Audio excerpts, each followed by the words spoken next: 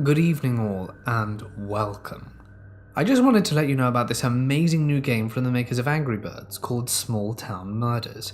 It already has 2 million players and is growing fast, and is the best mobile puzzle game around. You can put your detective skills to the test with this free Small Town Murders crime mystery puzzle game. You become the investigator with thousands of new levels to choose from, and every crime being a new puzzle. You get to uncover evidence, solve puzzle games, unlock clues, and narrow down the suspect list. Small Town Murders allows you to investigate crime scenes, solve murders, mystery cases, solve matching puzzles to collect clues, and interrogate a cast of quirky characters such as Nora Mystery and Deputy Shanahan, all from the comfort of your own home. And on top of that, there's a special promo at the moment where every new user receives in-game boosters to help solve those extra tricky puzzles. So if you're looking for a challenge, look no further and download Small Town Murders in the description box below to put your detective skills to the test. It's the perfect game while traveling home for Christmas, so why not get the whole family involved and see who can solve the mystery first.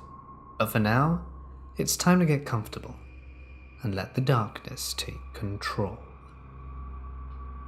My entire life I've lived in the same home.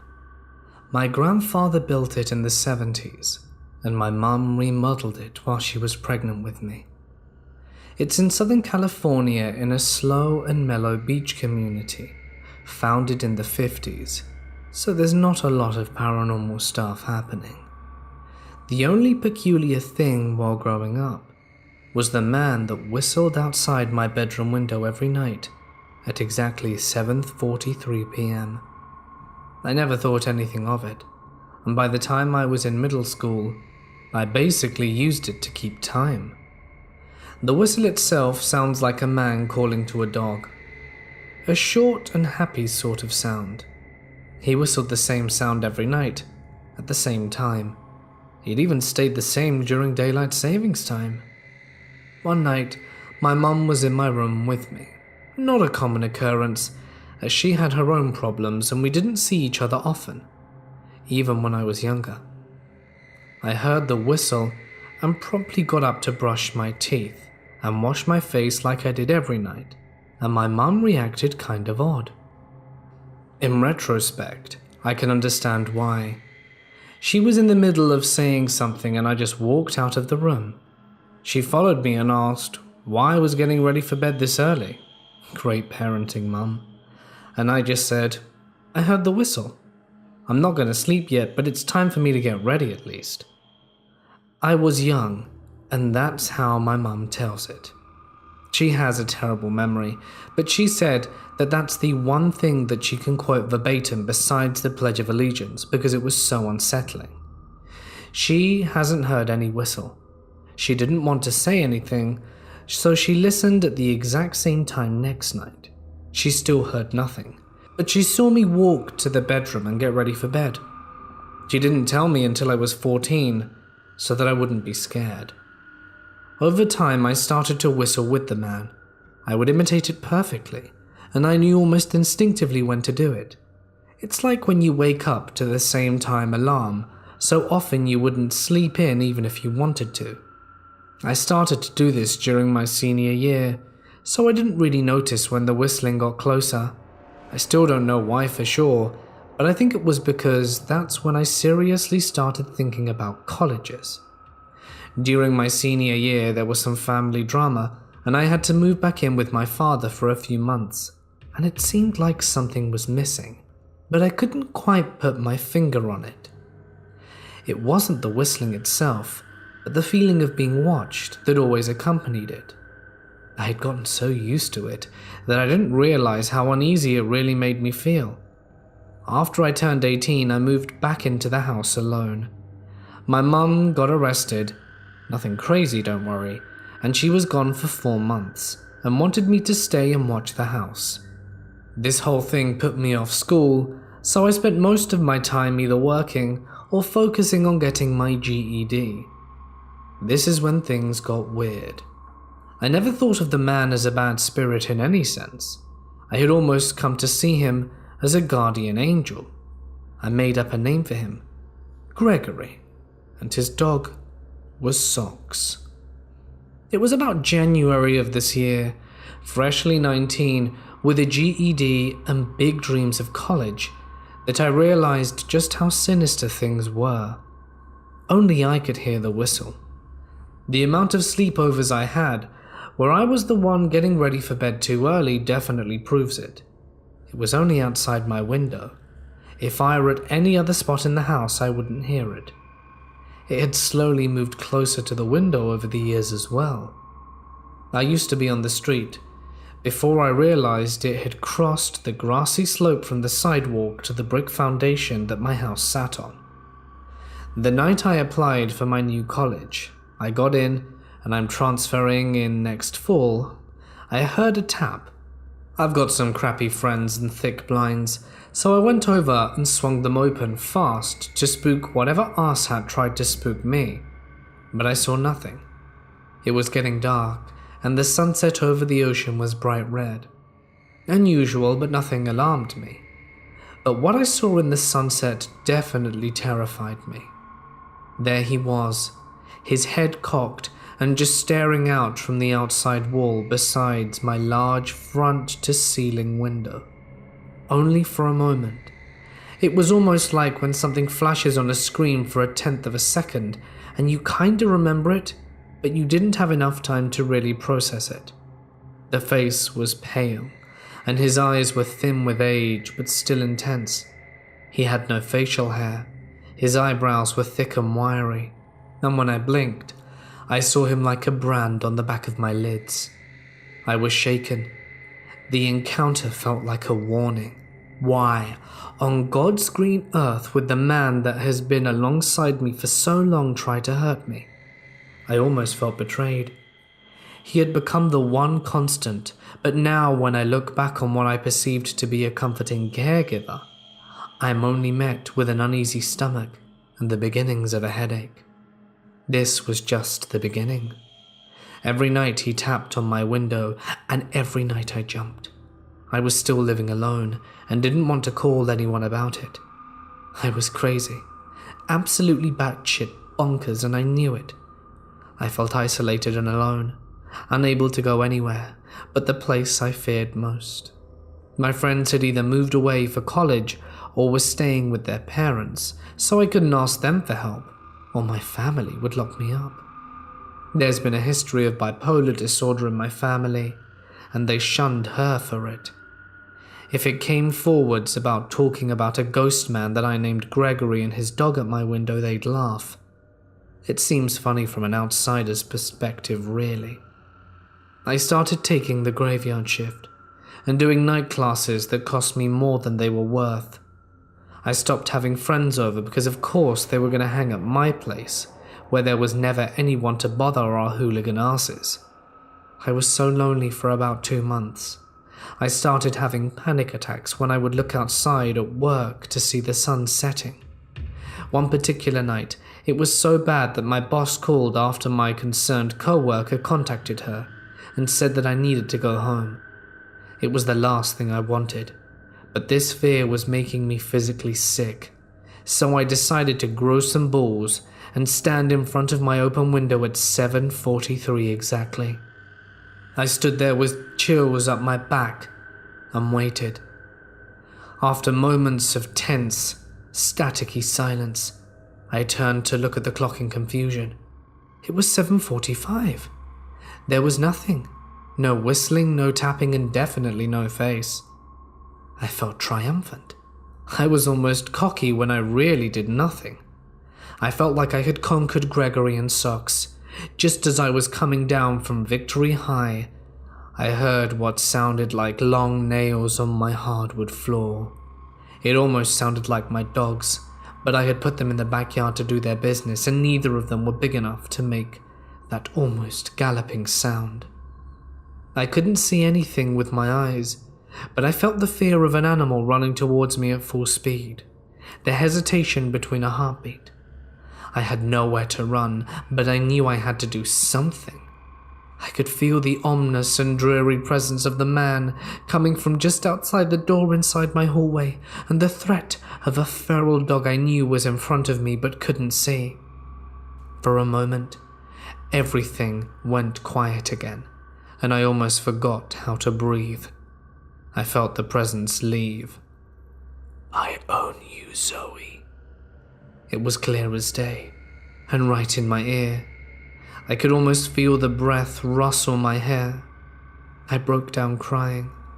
I had never felt so helpless in my entire life. This thing that watched me grow and go through crappy puberty years and breakups and terrible family drama knew everything about me.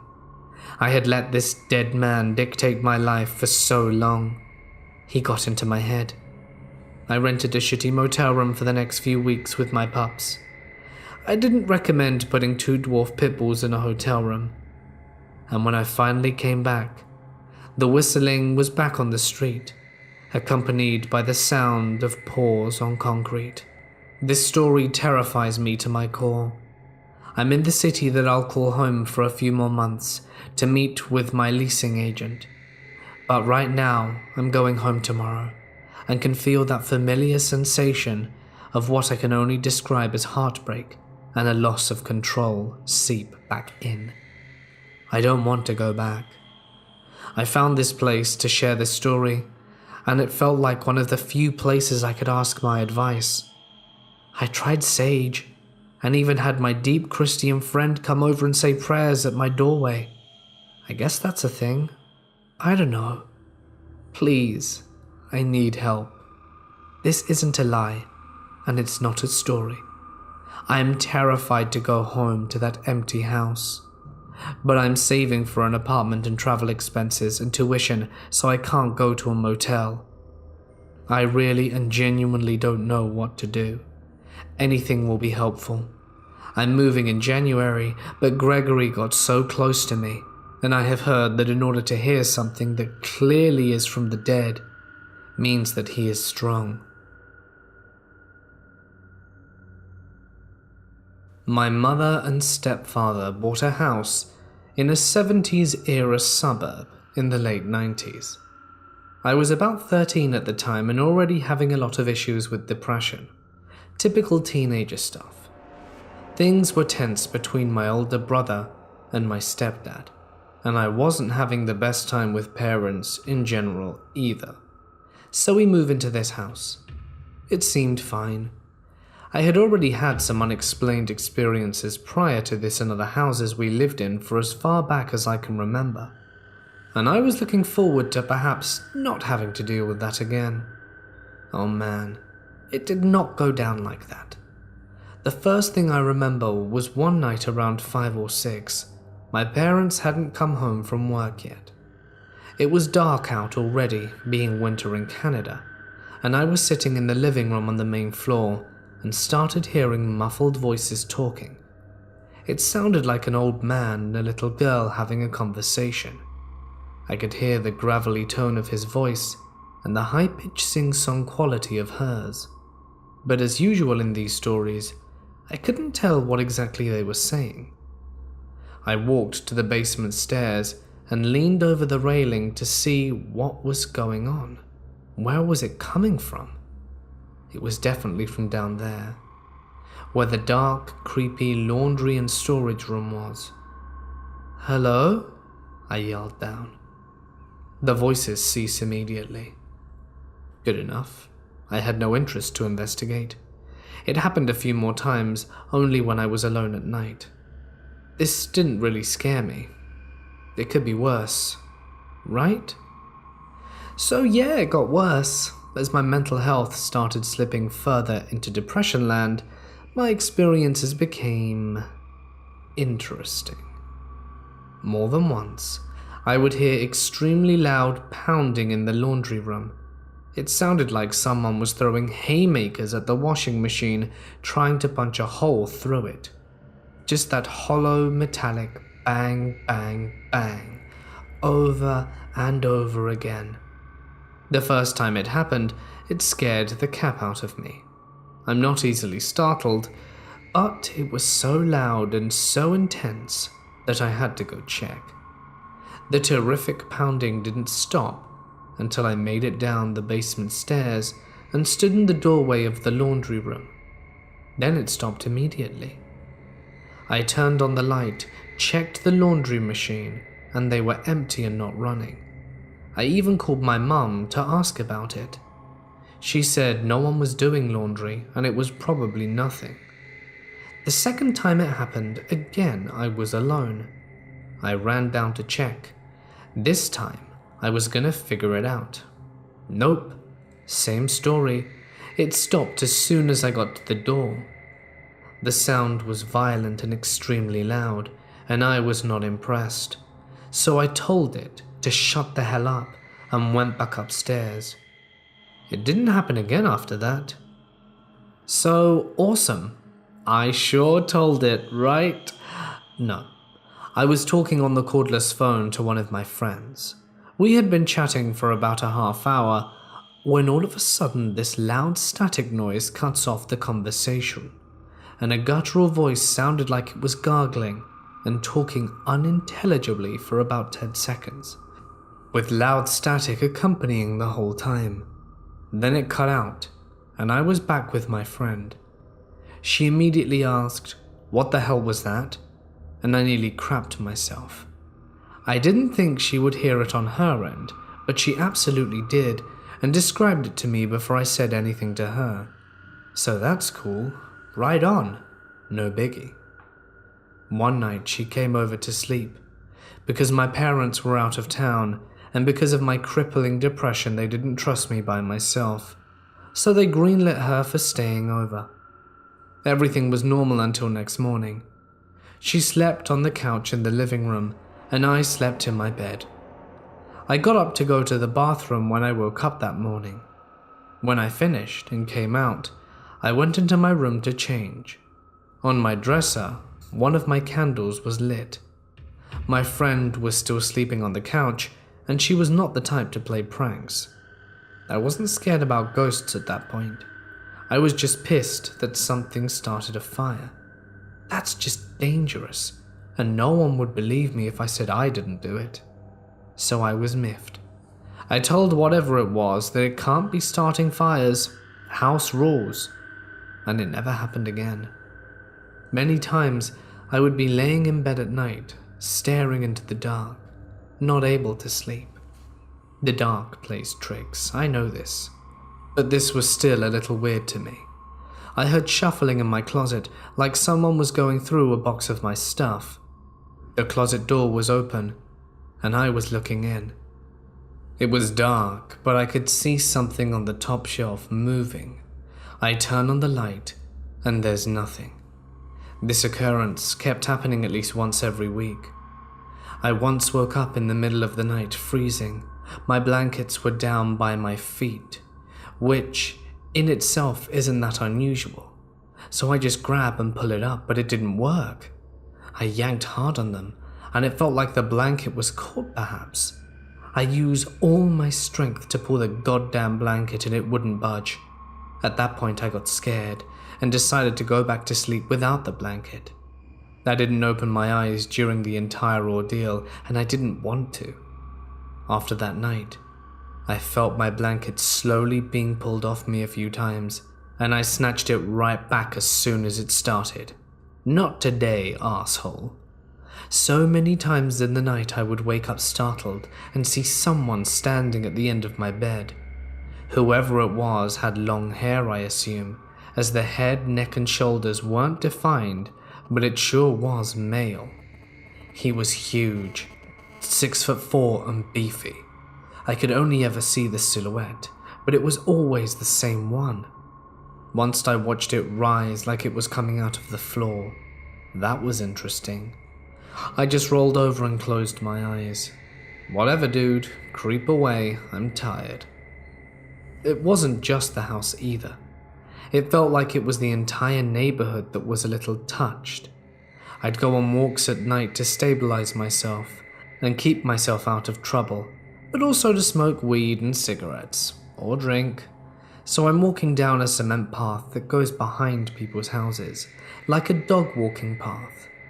People's back gates would open onto this path, and you can walk all over the neighborhood without really hitting any streets. It was like a back path maze. About 2 houses down from mine, these people had a wooden gate and a set of about 3 stairs to go into the yard.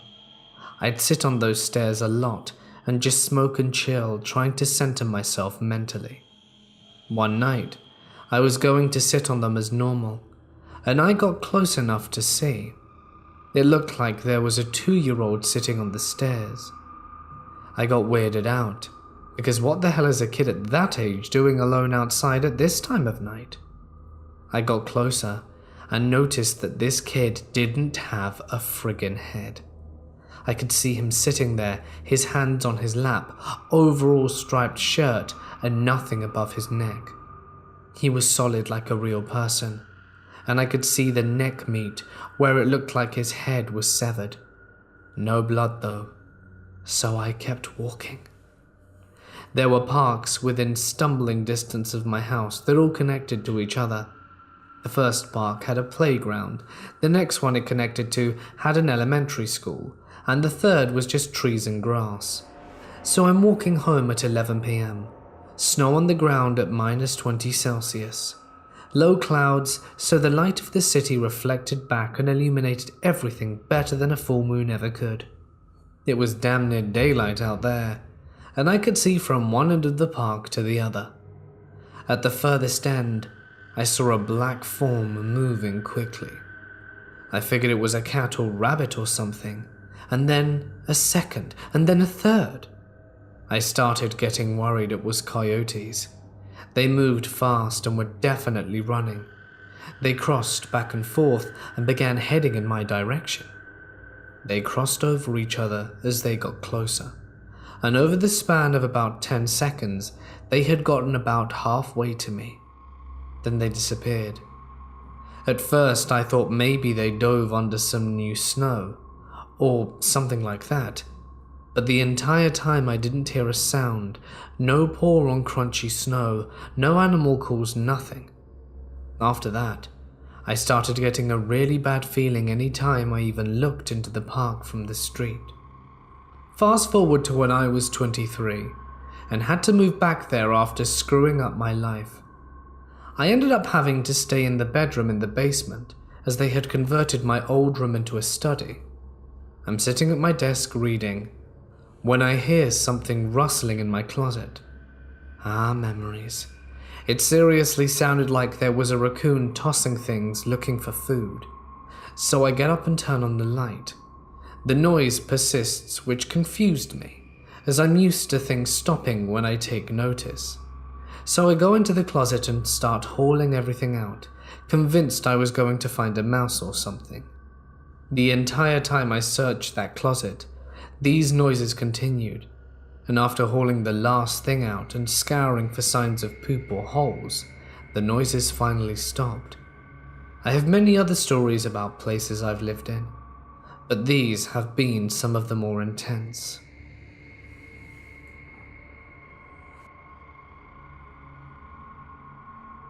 I come from a military family, and as such, I lived all over the country, often unable to keep friends for any period. I also have insane social anxiety, so I'm overall pretty bad at making friends to begin with. This story starts after I lived in rural Newfoundland for about 3 years, at age 14. I have no friends. My home life is pretty terrible, and I was at this point pretty depressed. I lived on about an acre of land, with a river separating us from about 1 million acres of raw forest that had a bunch of ATV trails in it. It was a spooky forest, and I have tons of stories about what I saw in there that makes most horror movies look like a joke. Of note is the Bear Trap Forest, the 40-foot swamp, the random abandoned suburb, and the house in the middle of nowhere. But these are tales for another time. It was around late August. My parents had told me for many weeks now there had been hoots and hollers coming from our backyard. They had seen flashlights and thought it was just some kids trying to break into our garage and steal some beer. There had been times, and I'd heard it too, normally in the evening, of just a couple of voices periodically hollering, and often I heard several voices speaking from just across the river in the woods. No big deal. A lot of kids hung out in those woods, and due to my oppressive social anxiety, I sure as hell didn't have any desire to talk to them. After this happened for some weeks, I heard the kids doing their usual thing around 4 in the afternoon, and decided, you know what? I'm gonna see what's so amusing.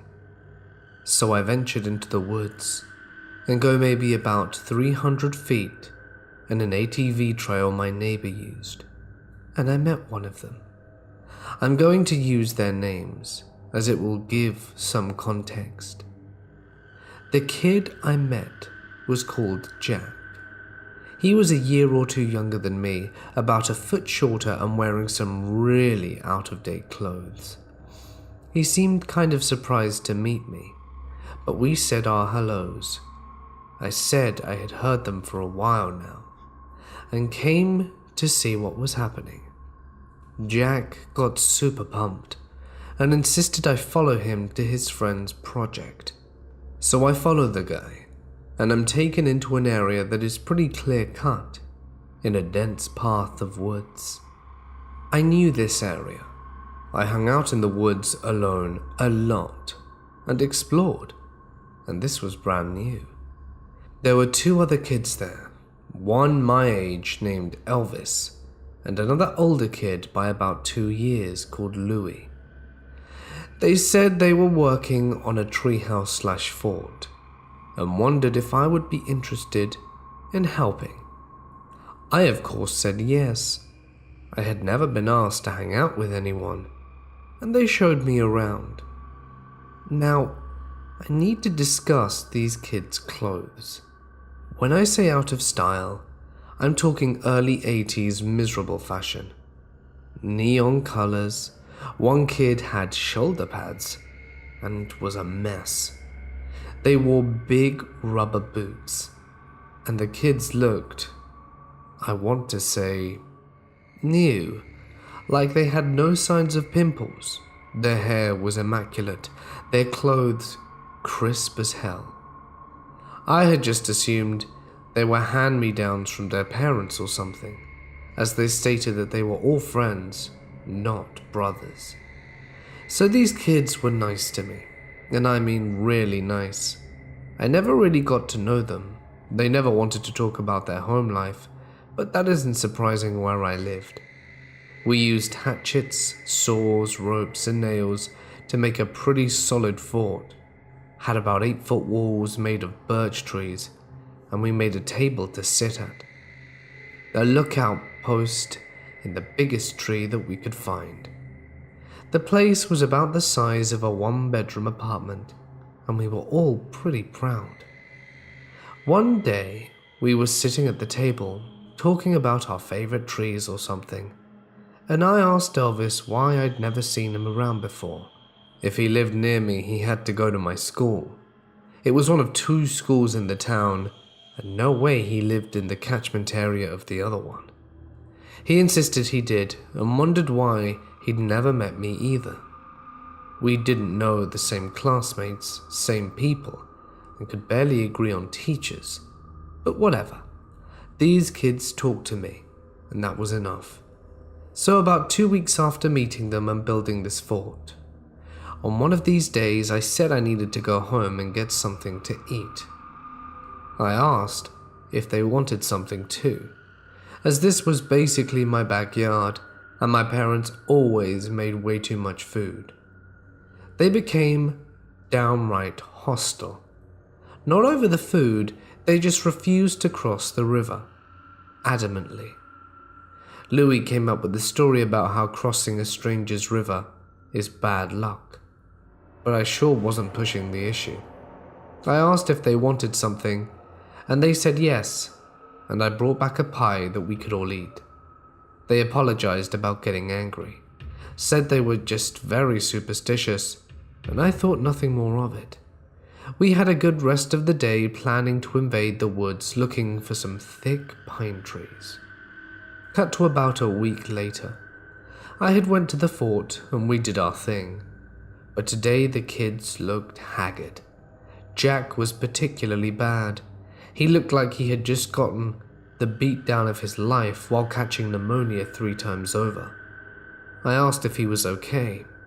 He said he just had flu. But they also looked wet, maybe greasy is a better word. They had sick hair.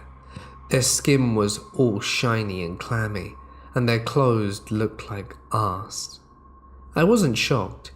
These kids wore the same clothes pretty much every day, but so did a lot of the really poor kids in town.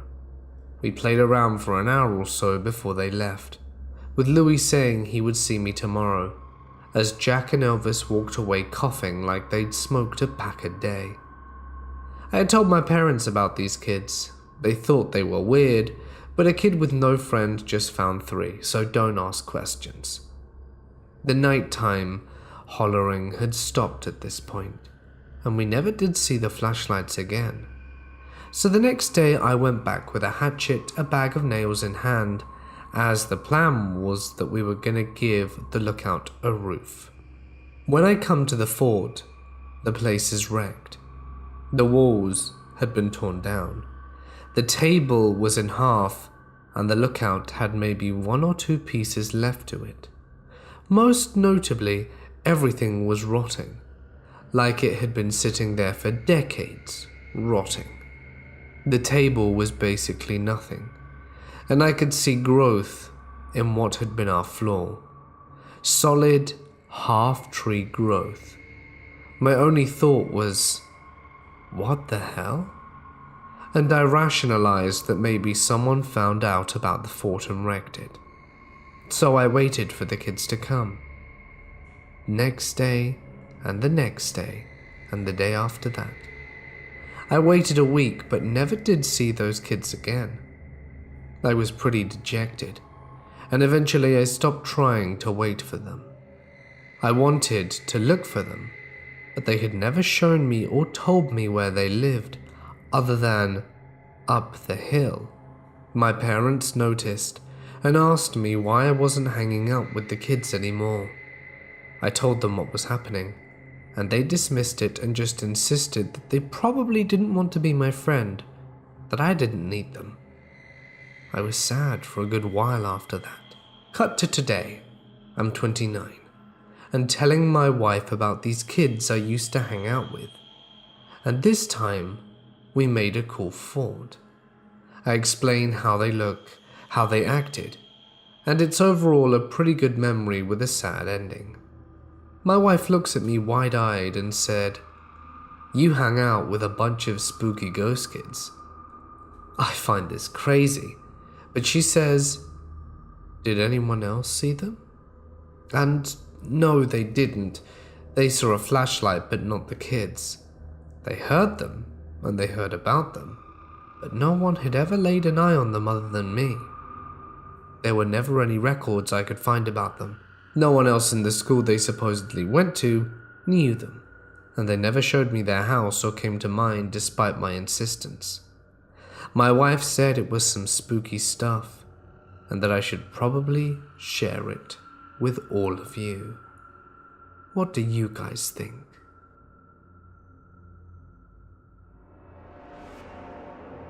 When I was growing up in the 60s on Long Island, I adored my Aunt Elizabeth. She's my dad's baby sister, 12 years younger and 17 years older than me. She was a flight attendant for a major carrier and lived in an apartment in the city with a classic Italian beauty, petite with beautiful olive skin, green eyes, and jet black hair. She doted on me, and I loved the pictures and gifts that she'd bring for me from other parts of the country, and sometimes even Europe. When I got older, my parents would let me go visit her apartment, where she and her equally gorgeous and glamorous friends would smoke cigarettes, drink cocktails, and play records and talk about glamorous and adult things together. And I would feel sophisticated and cool merely by being in the room. One day, when she was 30, she was called in sick to work. Thinking she had the flu, it turned out to be meningitis, and she was dead within 2 days. What followed were the saddest events of my childhood. One of 3 times I saw my father cry, big, racking sobs, was as he was dressing for the wake. I remember Aunt Elizabeth laid out at the wake, wearing her flight attendant uniform, still beautiful. I remember how soft and lovely the cream-colored satin lining her casket felt. So many people came to her funeral that people just spilled out on the sidewalk next to our little suburban Catholic church. Sunday dinners with my grandparents and aunts and uncles never felt the same. Ironically, this niece of a flight attendant from the golden age of air has always been terrified of air travel. I used to travel quite frequently for work, and on some long-haul flights I would be unable to cope without the help from a whole bottle of red wine and Ambien. A few months ago, I decided I want to drop that. It's not exactly healthy. So on my first flight across the country in a while, I took 10 milligrams of melatonin, sat in my seat anxiously, and tried to fall asleep. Eventually I did, and what followed were terrifying dreams. Of course, it would take place on the same flight, and of course the cabin pressure would drop, and of course the plane would be plummeting, and I was about to die crashing into a cornfield. As everyone panicked and screamed, I saw a flight attendant walking down the aisle to my seat, and it was my Aunt Elizabeth. She was walking calmly and intently with a little sly smile on her face, as if I were an old friend of hers who she hadn't seen in a long time. She was wearing the same flight attendant uniform she was buried in, but her legs and feet were bare. She came, looked at me, took my left hand in hers and said, "It'll be okay, honey. It really will. Things can look bad, and sometimes it gets a little turbulent, but the pilot will right it." And then said, "How are you?" I sputtered out the first thing that came to mind if asked, "What have you done with your life since age 13? I think I mentioned where I went to school, and something about my first job, something about cell phones and how much she would have loved them. I said my dad had passed, but my mum and sister were doing fine. I talked about how ridiculous rents were in the city, and about the changes that had happened to our hometown. As I was babbling, I noticed the plane returning to normal, the pressure coming back, people calming down, and the dream ended shortly before everything returned to normality. Aunt Elizabeth's hand on my shoulder. I woke up 30 minutes before landing. I was so stunned by this dream. I hadn't really thought about Aunt Elizabeth or about her in detail for years. I had a few minutes, so I called my mother and told her what happened. I mentioned that I thought it strange that in the dream she was barefoot while working on the plane, and my mother paused and said, "Elizabeth was buried barefoot. Apparently, it's custom in the little corner of Sicily that my father's family comes from for women to be buried barefoot when laid to rest, and they'd adhere to it when burying Aunt Elizabeth and my grandmother many years later. I would not have known, as the lower lid of her casket was closed during the wake. I'm not even religious, but that made me truly believe that my Aunt Elizabeth came to visit me and comfort me during a time of stress and fear, or something like her, a piece of her. It was wonderful and moving to realize this, like a warm blanket around me. I suddenly recalled memories of my aunt that I didn't even know I had. I was in tears in an airport bathroom. I've been through a lot in my life. Some moves, unemployment, 2 divorces, losing a house, and getting one back. Friends and family dying. But for a few moments in a dream I got to see someone who I loved and who loved me when I was a little girl, excited for the big world ahead of her. I love you, Aunt Elizabeth. Visit again, anytime. I was 10 or 11 years old and was sleeping in my grandma's guest bedroom. Next to the bed was an antique easy chair. When I woke up next morning, I looked over towards the chair, and sitting there was a little girl. She had dark hair that was done up in pigtails and tied by a blue ribbon. She wore an old-fashioned dress of the early 1900s, and initially, I was startled to see her. I was even more startled to see through her. She just looked at me and smiled. She did a small wave and mouthed the words, "Hello." I said hello back, and she faded. That was my first experience with a ghost. Months later, it was Easter Sunday. My sister and I were staying the night at my grandma's house so that we could receive our Easter basket and hunt for eggs. I woke up early to get a peek at the Easter baskets. I slipped out of bed and walked quietly to the living room. The early morning sunshine was brightly streaming through the windows and into the living room. Sitting on the couch was the little girl. I smiled and waved hello again, and she smiled and waved back. I told her it was great to see her, and she emphatically nodded that it was good to see me too. My grandma must have heard me talking to someone because she woke up and told me to go back to bed, that it was still far too early to hunt for eggs.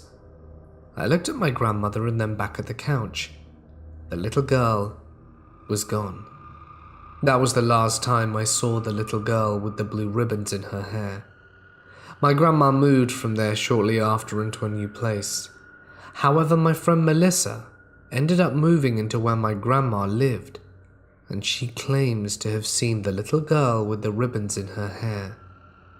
During the same period, my mom, sister, and I were all living in a trailer on my great-uncle Wilbert's property, a large cattle ranch.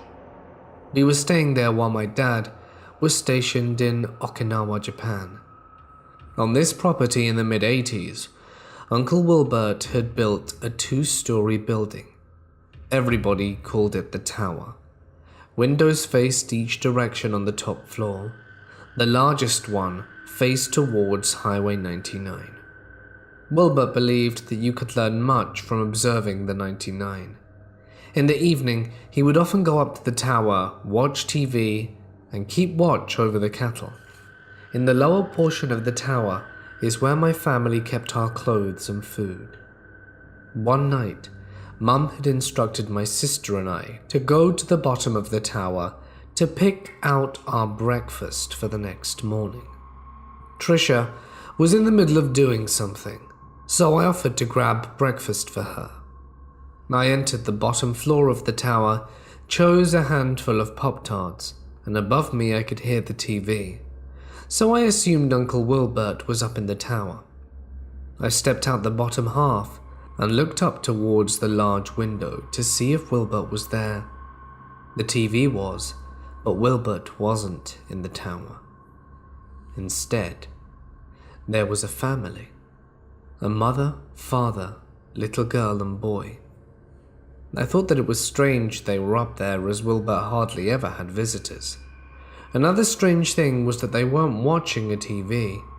Instead, they were sitting on the couch and staring out the window towards Highway 99. They didn't move. They were all sitting with perfect posture and hands settled on their laps. Even though I thought it was unusual, I just returned to the trailer and didn't say anything to my mum about it.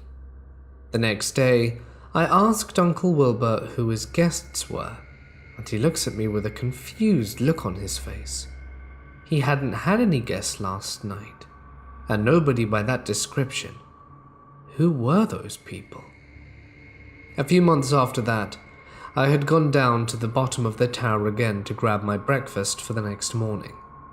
I went in, grabbed some oatmeal, and as I was closing the door behind me, I looked up to the landing that leads to the door on the top floor. Looking over the landing was a woman dressed in a white flowing dress. She herself was as white as the dress, and the woman's hair and dress blew in a non-existent wind. She looked down at me. She smiled, did a slow, long, graceful wave, and despite this friendly gesture, I was terrified. She reminded me of the depiction of banshees that I had seen in movies. I ran back to the trailer and told my mum about what I'd seen. She exited the trailer and took the stairs up to the top of the tower. She opened the tower door and no one was there. We knew the lady couldn't have gotten down the stairs because the windows on the trailer faced directly towards the stairway, and we didn't see anyone come down. Most of the friends of the family know that the tower is haunted. I believe that it sits on some kind of vortex. Though my family no longer lives on the property, I still see spirits from time to time. I call them my visitors. I don't try and communicate with them, nor they me. They just appear, and as quickly as they come, they are gone. There is a ghost cat in my family. Surprisingly, we refer to it as Ghost Cat. It's an itty-bitty, just out of kittenhood tuxedo cat, with a little extra white facial fur. It died around 1992 or so. I have a sister with a strong penchant for narcotics, and she was staying in the third-floor loft at my mum's spindly old Victorian-era home when she brought home this kitten. She had it for long enough for it to have discovered how to escape downstairs to the kitchen, where my mother noticed and would feed it. Then it suddenly stopped. Knowing my sister and fearing the worst, my mum went looking and found the poor little thing. It gotten into the storage/attic side of the third floor, went exploring under a loose floorboard, got trapped, and sadly perished. I was home visiting at the time as I'd moved out of state and helped bury it. Apparently, we'd forgotten to tell it that it died because when I was home to visit the next year, it visited me. I'd gone to sleep in the spare room, making sure that Mum's crazy, sex-crazed, and somewhat vicious old intact tomcat Jack was not locked in with me. I climbed into bed, turned off the nightstand light, and settled back to sleep. And a little something undeniably cat-like jumps on the bed. Being a bit groggy and having cats of my own, it takes me a second for me to be concerned. But I'd woken up before with Jack fastened to a leg by claw and teeth, going to town like a jackhammer. So I flipped the light on and hunted for him, intent to throw him out.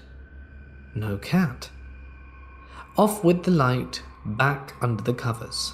Was mostly asleep when I felt a little thump of a small cat on the bed. I turn on the light, and there's nothing there. I mention it the next morning and am told the little kit that I buried the previous year wasn't at rest. It supposedly would jump in bed with Mum, play and chase back and forth with Jack, and occasionally be seen watching curiously over the household goings-on. In other words, just being a cat. I didn't believe it much then, but over the years it stopped by when I came home to visit. When Mum got ill enough to swallow her pride, cancer, I came home and couldn't deny there was a little spirited cat in the house. Well, I could. It's just always at the line, you know, where it's deniable. When Mum sadly passed, Ghost Cat roamed up and down the stairs loudly. It was the first time I saw the little thing, and it slept in my bed that night too. It shared space with my then girlfriend, now wife, and our cats after we took up residence there for about a year, and when we moved, and started setting up Mum's estate. I'd see it out of the corner of my eye as I did repairs or packed family memorabilia. I went back over not long ago, checking pipes against the cold. Electricity off, so I was working with a flashlight. They were new owners, a nice couple expecting their first kid, to take possession the following month. And just outside the flashlight beam was this little tuxedo kitty. Just vague enough that I couldn't swear I saw it, but enough that I knew it was there. So I told it while working. This wasn't its home anymore, and it should come home with me. It was about a week later, the night before last, that I felt an extra cat thump onto the bed. I think maybe it's wishful thinking, but I'm pretty sure Ghost Cat has moved with us now. I'm hoping, anyway.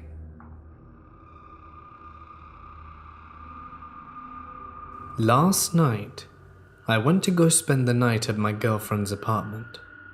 I got to her apartment around 12:30 a.m. and locked the doors and turned all the lights off, because she was already asleep in her room. I laid down and fell asleep with her almost immediately. Around 1:30 a.m., we were both kind of half conscious because she had switched sleeping positions and kissed me, and not even a minute or two later, we were both simultaneously woken up by a loud-ass voice that came from the open door of her room. That was a deep male voice saying, "Fool." That's all I can remember, because my adrenaline kicked in and I was ready to fight if someone was in the apartment with us. Neither of us can remember exactly what was said, aside from it being super loud. Honestly, I was scared, and there was someone in the apartment with us. I immediately threw my hand over my girlfriend's mouth because she was freaking out about the scream, because I knew she thought there was someone in the apartment with us as well. I looked at her and motioned for her to be quiet, as I got up and turned all the lights on and searched the entire apartment. There was nothing. All of the doors were still locked, and I checked everywhere any person could hide, and found nothing. I tried to lay out all the facts after this happened, but I've concluded that it had to have been some sort of entity. Other facts that I've paid attention to while trying to debunk this: you can hear the neighbors throughout the entire building, but only while they're screaming or stomping around, and even then it's always muffled because it's coming through the floor or walls. So it couldn't have been that because of how loud this voice was, so it eliminates that possibility. The window was open in her room because it was hot in her room, and I've even looked outside and there were 0 footprints around the window. We live in Upper Michigan's Upper Peninsula, and we have a lot of snow. This eliminates that factor. My girlfriend's dog was sleeping between my legs when we heard this voice, and she was dead asleep when I got up to check what the hell it was. So that eliminates the possibility of it being the dog.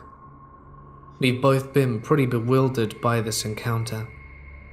I spent the night there again recently, and found that her closet door, which we had confirmed had been closed before we went to sleep, was found wide open. This was only due to what I encountered seconds before, which was feeling someone's hand on my pillow next to my face. I could feel the pressure it made, and it made me wake up. I looked at the pillow, and there was an imprint of what appeared to be a large hand. When I was observing the pillow, I had noticed the closet door was wide open, and my girlfriend's dog was laying on the floor staring at it. I don't know what it means, but I know something is going on, and I need to get to the bottom of it. Some years ago, the organization I work for had a printing department which had a warehouse/distribution office that was situated several miles from the main office. We had a crew of about a dozen people working there. There was a rumor going around that this building was haunted. At first I didn't believe the rumors. Then slowly, stories got out from staff members who worked at the office. They said they often heard the sound of children running around the warehouse at night, but it would be completely empty when they went to check. Some claimed that they would see and hear furniture being moved when they worked at night. Later, the disturbance grew more insistent, with people being touched by unseen hands, things going missing and turning up at random places. One person claimed that she was pressed against the wall by something invisible and big. It all came to a head when someone got badly hurt. A colleague was clearing a few late deliveries late one evening before clocking out. He was at the main office on the second floor. When he was done, he locked the office up and headed downstairs to clock out. As he was in the landing at the top of the stairs, he said something pushed him hard. He flew down the top stairs, then rolled down the other half of the staircase. His screams brought security guards running. They found him at the bottom, in a pool of blood. The ambulance and paramedics were called. My colleague and friend was in bad shape.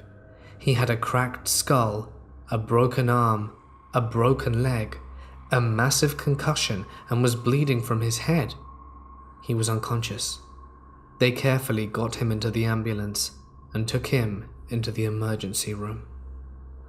He did not regain consciousness for a few more days. It was scary because the doctors weren't sure if he would have brain damage until they could assess his responses. When he woke up, he told us what happened. He said something had pushed him. They checked the CCTV and saw him go down the stairs, then suddenly flew forwards down the stairs. An investigation was done, but they found nothing that could prove that he tripped. Eventually, he got better, and he never went to work on the stairs alone again. Stories of minor disturbances continued until we sold off the building. It's still standing. Now it's the headquarters of some charity organization. The video still exists. According to the security guy, they keep it under lock and key, along with several other videos that show weird things happening in the building. Perhaps someday I'll be able to get my hands on them. I too feature in a few of them, but those are less exciting stories. Currently my boys are 8 and 6. At the time, they were 4 and 2. We had been living in a place for about 5 to 6 months, and my oldest, who isn't firing on any cylinders to be honest, kept walking to the corner, looking up and talking.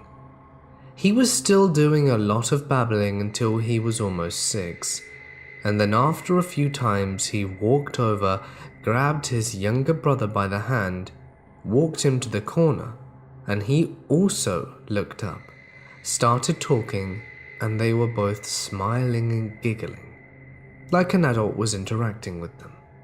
After my youngest's 3rd trip over, I asked, "What in the world are you two doing?" thinking it was some kind of game. My oldest giggled and said, "I'm talking to Grandpa." I'm confused. "Baby, your grandpa lives in Nebraska. He's very far away." My child looks at me and replies, "No, Mummy, it's your grandpa."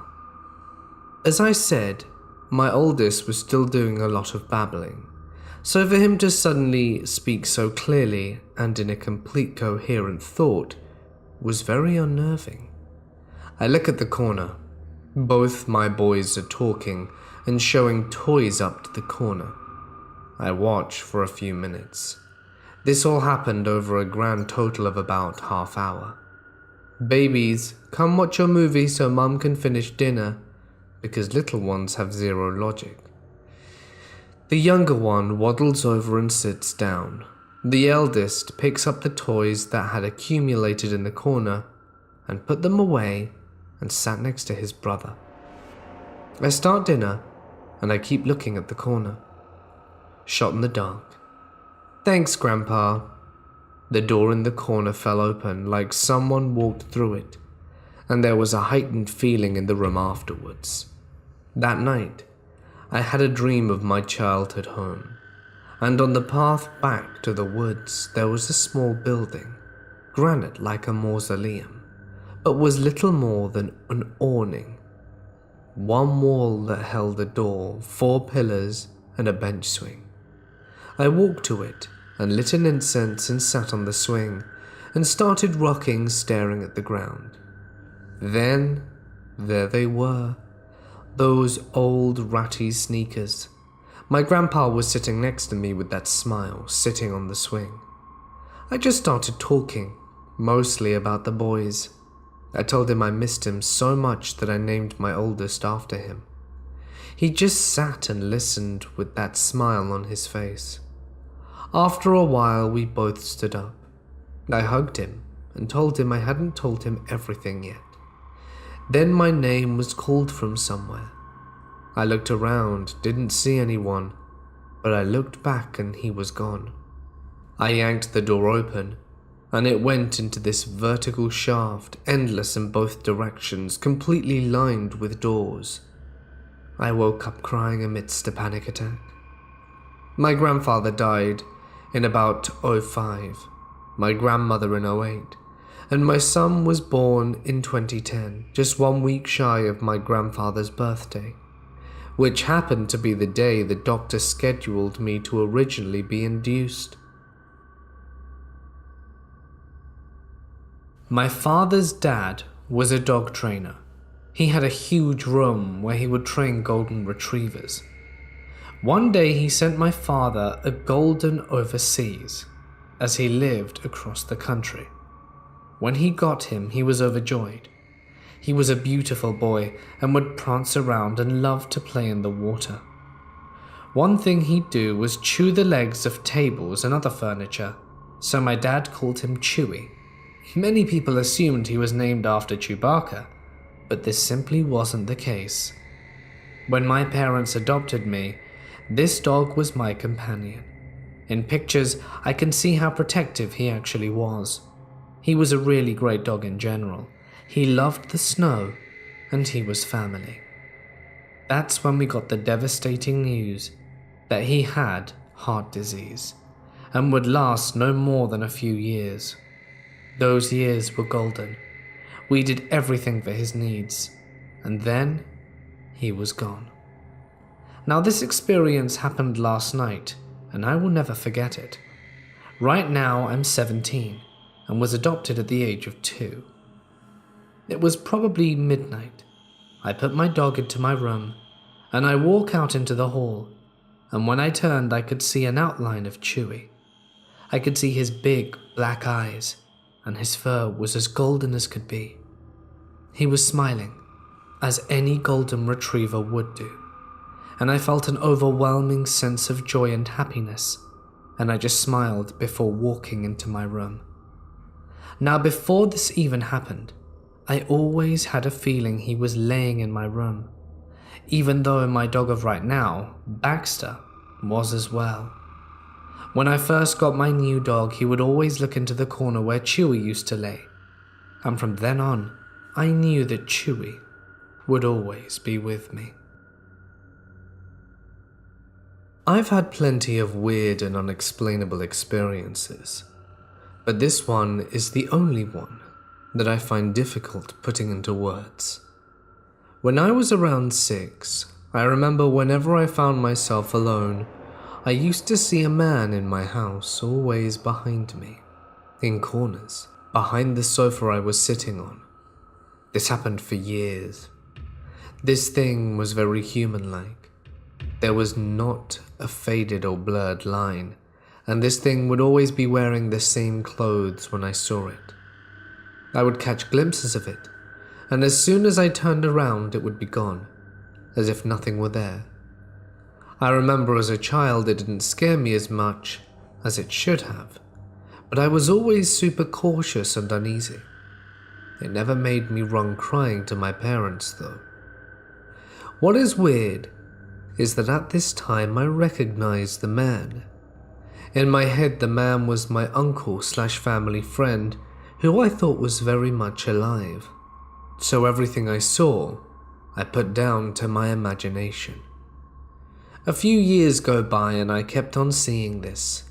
What I realized was that I never saw this man in real life.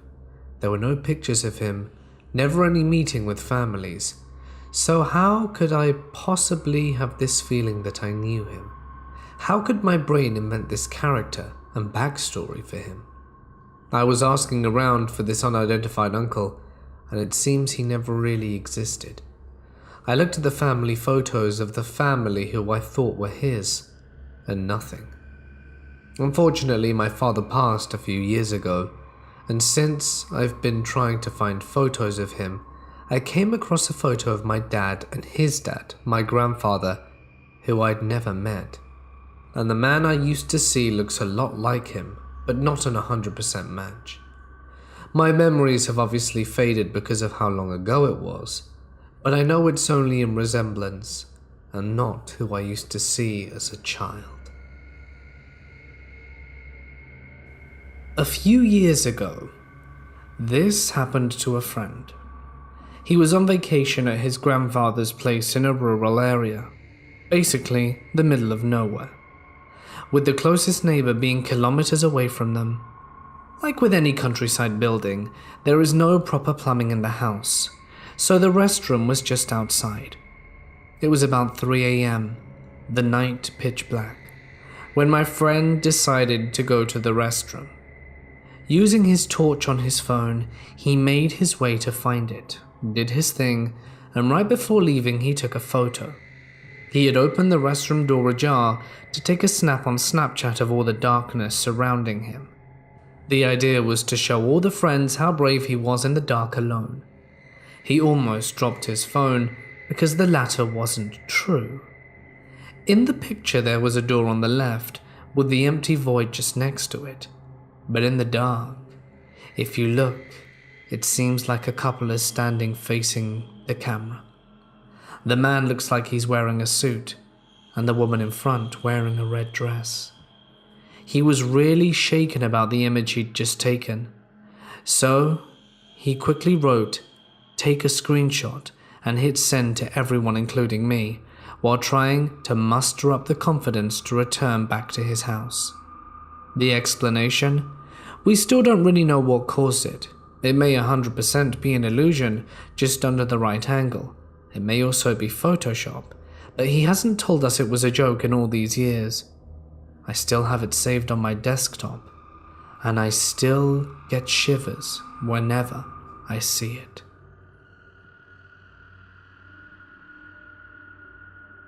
So about 6 months after I bought our house, I started noticing something odd. Every once in a while, I would catch sight of something out of the corner of my eye, and always assume it was my cat, since it was the same size and shape, and moved like a cat. However, I would realize a few seconds later that my cat was in the yard or another room. It would try to look back, but nothing was ever there. It was so quick I always dismissed it. Once at night, I saw it on the ceiling, and I about had a heart attack. I would also hear things in the house. I assumed my husband was doing the dishes due to the clinking in the sink, but then I would realize he was in the bedroom, and the kitchen was empty. It took about a year for my husband and I to start wondering aloud if we were actually seeing things, or if something dubious was up. Turns out he was seeing stuff too, just little flashes here and there. My husband said he heard some stuff too on his days off, when no one was home. The biggest moment was when I woke up in the middle of the night and saw my cat curled up on my side table. I heard him purr. His fur looked darker and his purr was lower, but I was half asleep and didn't notice. I went to the bathroom, and on my way I passed my sleeping cat in the hallway. It actually took me a few seconds, but I literally felt my chest turn cold. I went back into my bedroom and saw that the bedside table was empty. We're pretty sure we have a ghost cat in our house. The only thing I know about the previous owners was that he was put into a mental hospital. I've had to routine a bunch of paperwork back over to him over the years because his affairs were very clearly not taken care of when he was hospitalized.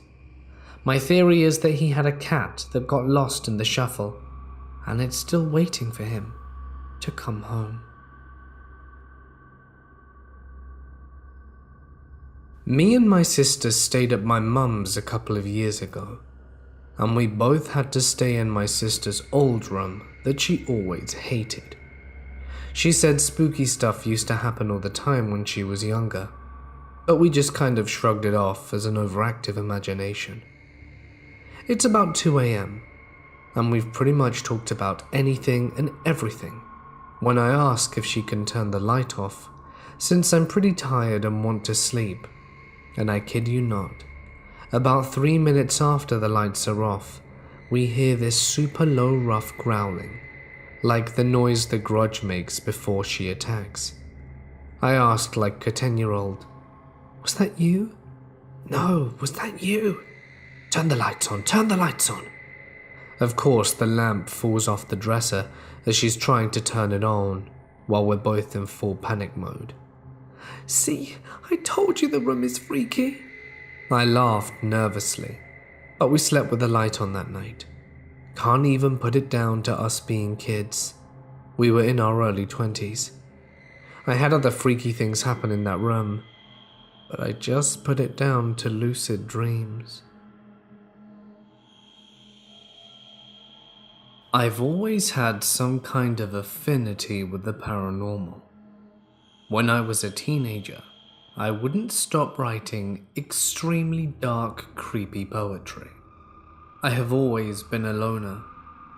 One best friend kind of people, if none. Anyway, onto the story. My parents divorced when I was young, so I became depressed and spent a lot of time alone. We moved in with my grandpa and grandma, and they gave us a little house near them. It was so close that we didn't have to walk 5 meters to reach the other door. My mum always spent time there with them, when I preferred to be alone in our new little house. One time, I was sleeping in the dark there. I dreamed that there was a guy with a black face sitting at the edge of my bed staring at me. I awoke terrified, with that dreadful feeling that there was someone there with me. I snapped out of my place, turned on the lights, and ran to my grandpa's house, and sat beside my grandma and said, "That house can be so creepy." She said, "Of course, 2 guys died there from gas while they were renting the place. We found them a week later." She said it like it was a casual thing to tell, and it was also a slap on the face. That was only a warm-up though. As I got older, my mum remarried, and my grandpa moved to another house of his 150 meters from the previous one. I was left to rot in the old one, living alone for an entire 1.5 years in my grandpa's old house, which was big, old and creepy, even though their new house wasn't too far from me. But still, I saw stuff there, shadow people. I remember avoiding most areas in the house. My living consisted in staying in the living room, kitchen and bathroom. The reason was, I always got that eerie feeling of being watched all the time. I was a student finishing my graduation project, so I didn't leave the house that much, except for buying my groceries. There were 2 long hallways in my house. The first led to the bathroom, and the second left to my previous grandparents' room. It was a big room, and it was always locked as they kept their stuff in there. So when you stood in the hallway, you couldn't see the door at the end of it. It was so dark, like an endless hallway of darkness. I always avoided that area. You'd somehow start to feel when something is wrong in these situations. I would always hear banging on the door very late at night, at 2 or 3 a.m. I would brush it off and play courageous since I had no choice. I had to stay in that house, or else I had literally nowhere to live. I was always locking the door to the living room, turning the TV on, and trying to fall asleep every night. The door didn't lock all that well, and I'd use a chair as an added measure. One night, I wasn't feeling so good, and woke up burning with a fever, almost hallucinating, when I heard the chair move. That's when I saw them. A small, dark, shadowy figure sneaking a peek on me. I couldn't believe my eyes. I got up, switched the light on and looked. The chair moved out of its place to let the door slightly open. I started crying. I called my parents, but none of them answered. To be fair, it was around 3 in the morning. I prayed and tried calming down, convincing myself that I was imagining it. 2 months later, I was watching a video about the jinn on YouTube with loudspeakers. For those of you who don't know, jinn are creatures in the Islamic religion equivalent to demons. The video was called 30 Facts You Didn't Know About Jinns. The last one stated that jinns were living with us, and one of them could probably be watching you right now. I giggled and said, "I'm not scared," but I knew I would regret that later. That same night, I put some Quran readings, since it was supposed to keep the shadow people and jinns away, as per my religion. And I kid you not, at 2 a.m. I woke up to 3 shadow people dancing. One of them was at my feet, another at my head, and the third standing at my face. They were all making a strange noise, almost like static. It was so annoying. I screamed, telling them to leave me alone, and they left, and all was calm. Soon after, I began suffering from insomnia. I couldn't sleep at night anymore. I would spend the night studying, finishing my project, cooking, watching TV, playing video games, and drifting at around 6 a.m. when daylight began peaking. Once, I went to sleep and began dreaming. It was so realistic, it didn't even feel like a dream, and I started hearing some kind of whispers. It's not gentle whispering. It was violent, like a chorus from hell. The closest description would be the soundtrack from Dante's Inferno. Quiet but loud and evil and aggressive. I would hear it in my ears always at the same time, but it was always different. I was still dreaming. I stood up for the source of the sound, and it was at the creepy room at the end of the hallway, which probably became haunted because it wasn't open for too long. I got closer, and there was a man emerging from the darkness. He was bold, short, and had muscular arms. I could even see his veins.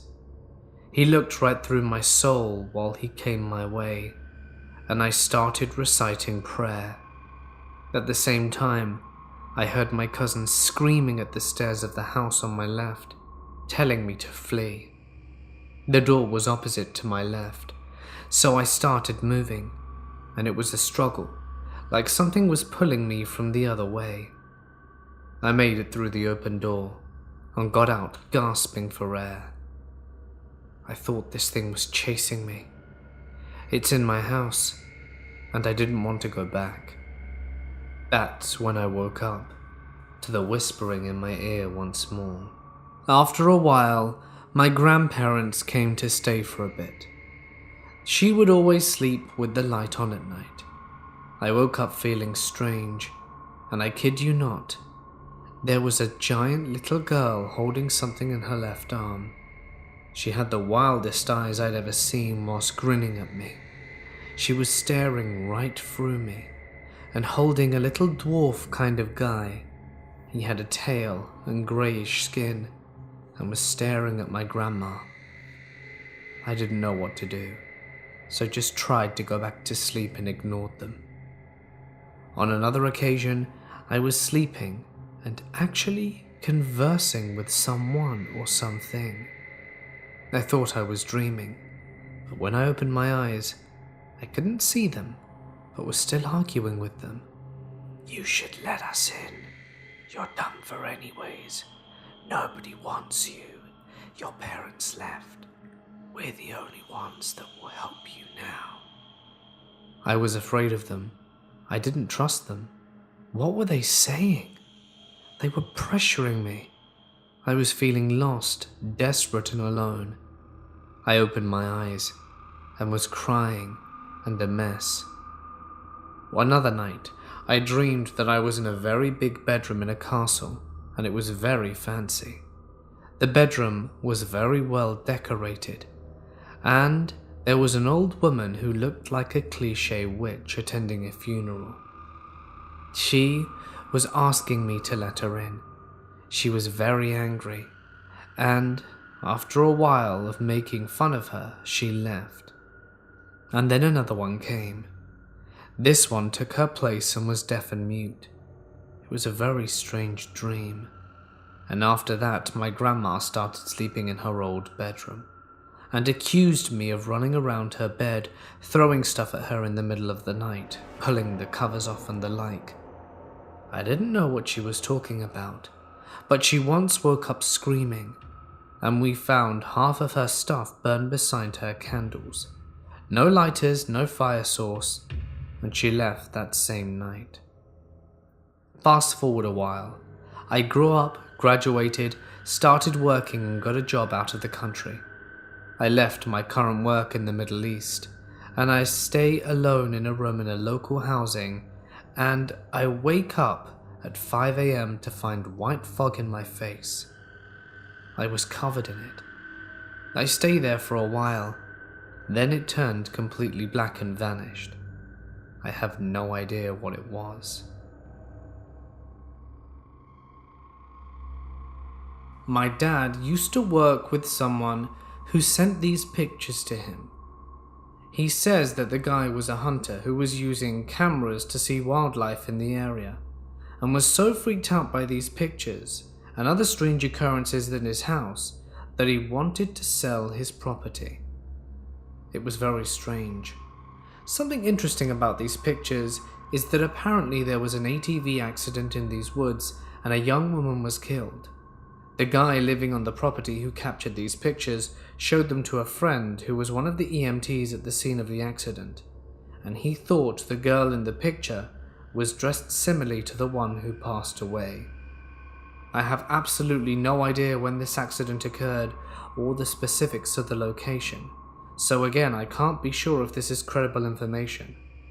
I've tried searching for it, but it is all a mystery. I sometimes have precognitive dreams, like my father dying, only to have him fall off a roof and shatter his pelvis and die almost a week later after having the dream. The one that gets me though is the dream where my girlfriend and I were walking through the streets of New York City. Well, it was a world of white, but one New York City building was in this space. A large crowd with their eyes to the sky. We walked up to them and asked them what they're looking at. Someone in the crowd says they're going to jump off the building. My girlfriend and I look up to see a shadowy figure that we can't make out the gender or race of, but it's human. We see this person walk off the edge, and I cover my girlfriend's eyes and close mine whilst turning my head to the floor. All of a sudden, a voice that only I can hear tells me, "I need to watch. There's a reason you need to see this." I watch as this bottom explodes on the ground and I wake up. I also wake up my girlfriend and tell her this story and eventually fall back to sleep. The very next day, meaning the morning after the dream, I go to work and the doorman of the building tells me about a girl who jumped off the building. I ask questions, but he saw it and was obviously in a state of shock from the event. I go home and find out it was an old high school classmate I knew. We weren't in the same circle of friends, but we did have some mutual friends.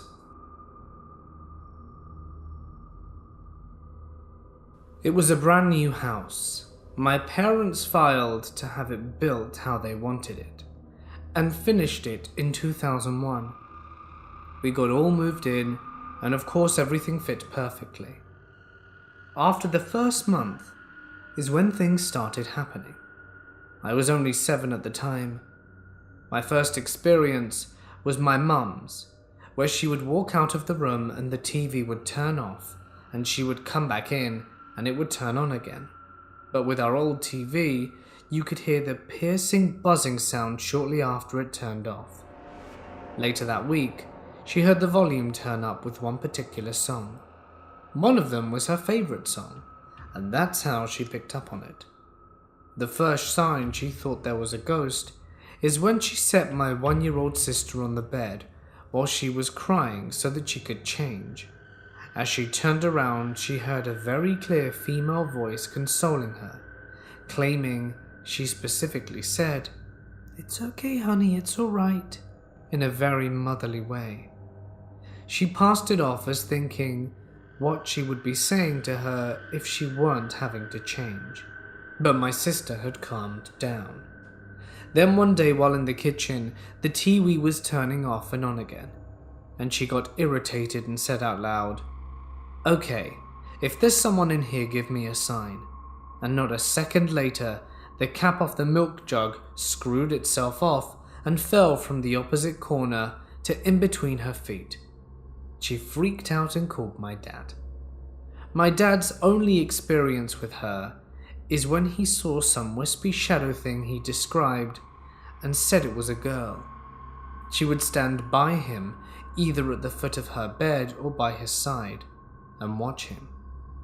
One day he woke up to her and finally said, "I can see you," and immediately disappeared.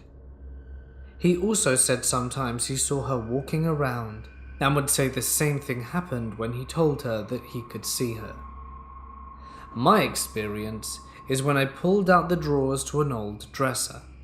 I couldn't put them back in, so I left them out, and came back to the clothes scattered all over the room.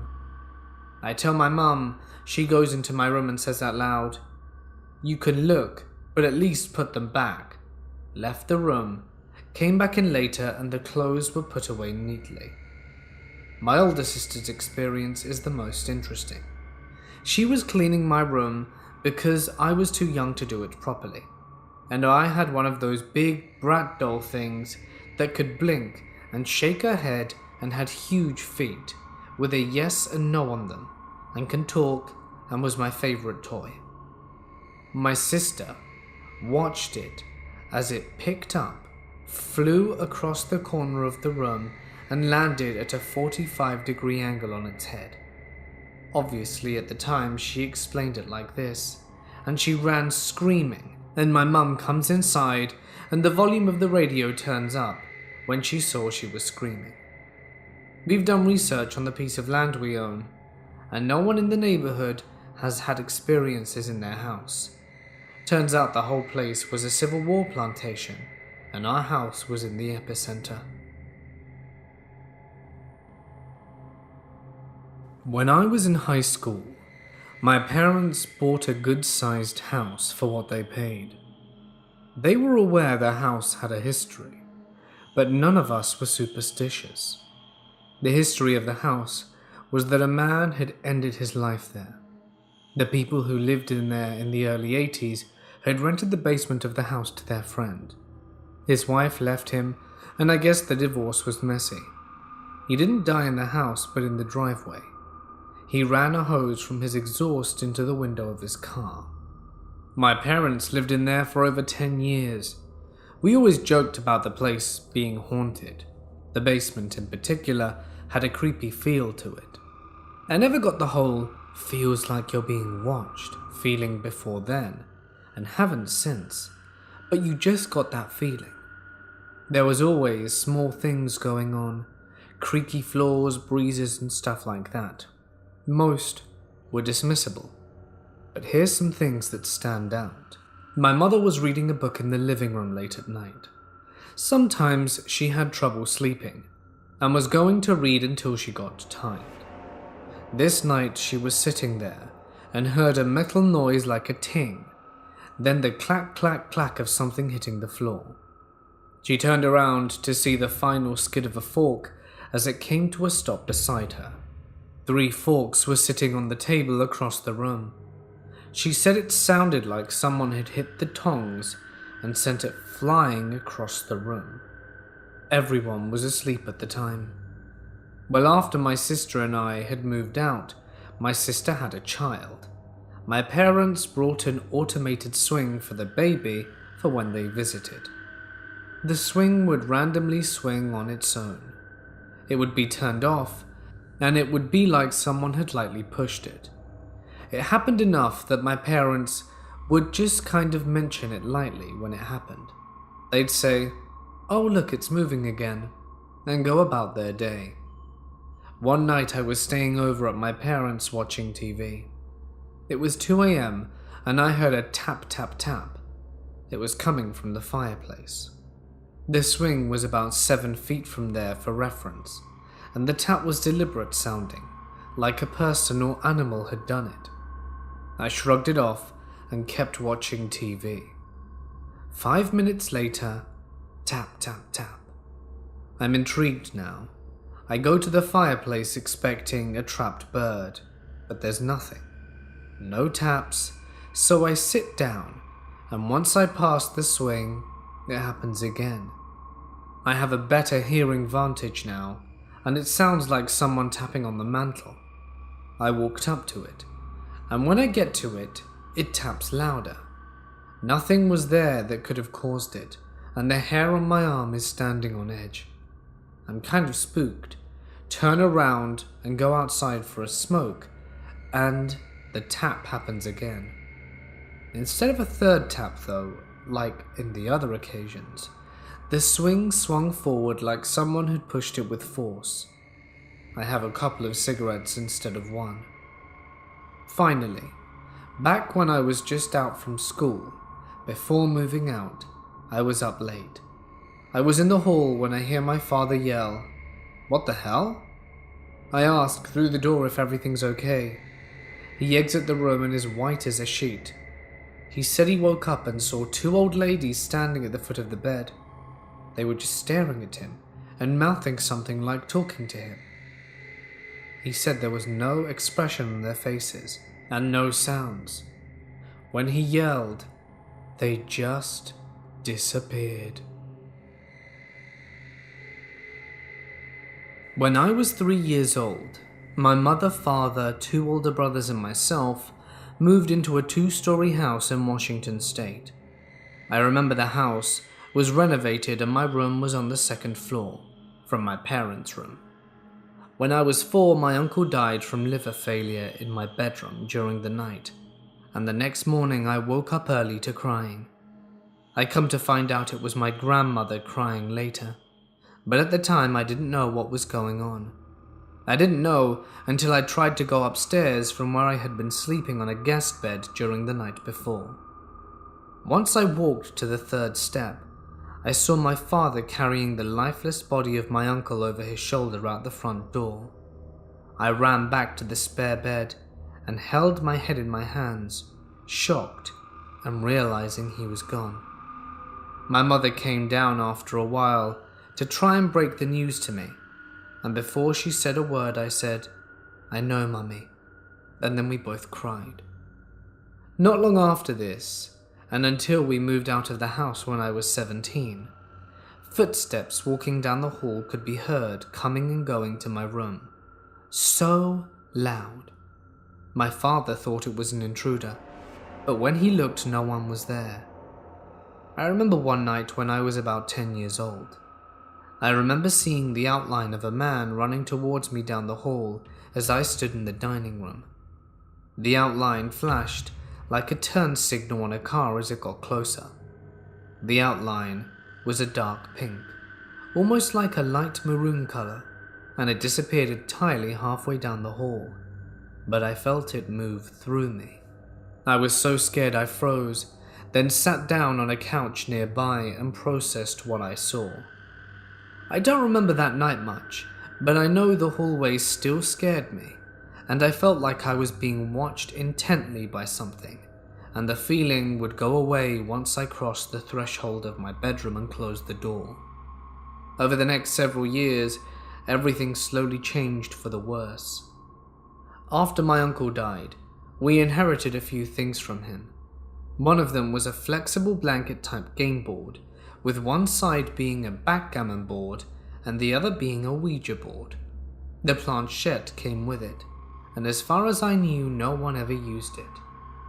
It took many years before my father found it, and being a Jehovah's Witness and having something like this considered devilish, he burnt it. I remember the black smoke emanating from it. It was thick, and the flames, what little they were purple, or at least I thought they were.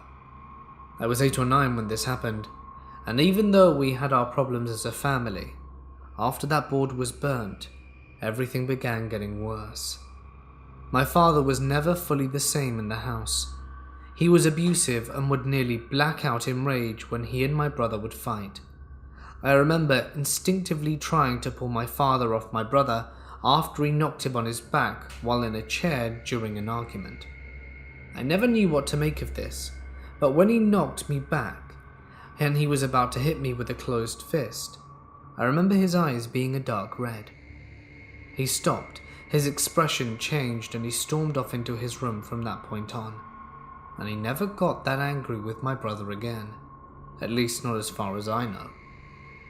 I know it was something possessing him, tormenting our family, as I had seen and felt something dark in that house.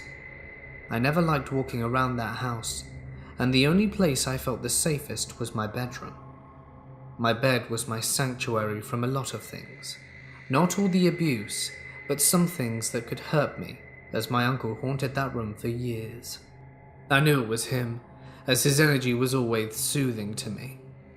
I remember a few times I would be too scared to sleep, or couldn't due to insomnia, and when I wasn't sleeping with my stuffed white rabbit, its arms would move in the dark, as if he was making it dance to calm me down so that I could sleep. All the abuse I endured in the house finally stopped when my parents divorced, and we went our separate ways and sold the house. I am now 30 years old, happily married and living in another state, and I still occasionally dream about that house. Mostly nightmares. I now know the house is haunted, but not by my uncle, because I crossed him over when I was in my 20s and could defend myself from the supernatural. No, what's there now is dark, and I know a portal is still open there. I just hope that someone notices it and knows how to close it properly. After my grandparents died, me and my girlfriend, now wife, moved into their house. We were doing the house up to sell, and multiple things happened to us over the 2 years we lived there. It started with the TV. It used to switch itself on nearly every night around 2 a.m. and would just be static, but very loud. We used to go downstairs and switch it off, and still have the same TV. It's never done it since we left that house, and that was 5 years ago. One time my girlfriend was sat on the couch and could feel someone stroking her back. On another occasion, my girlfriend was hoovering at the top of the stairs, and someone pushed her, but she grabbed the handrail and stopped herself from falling down the stairs. We also used to hear footsteps all the time coming up and down those stairs. There was another occasion where I was cooking, and the oven was by the window of the conservatory, so I could see inside.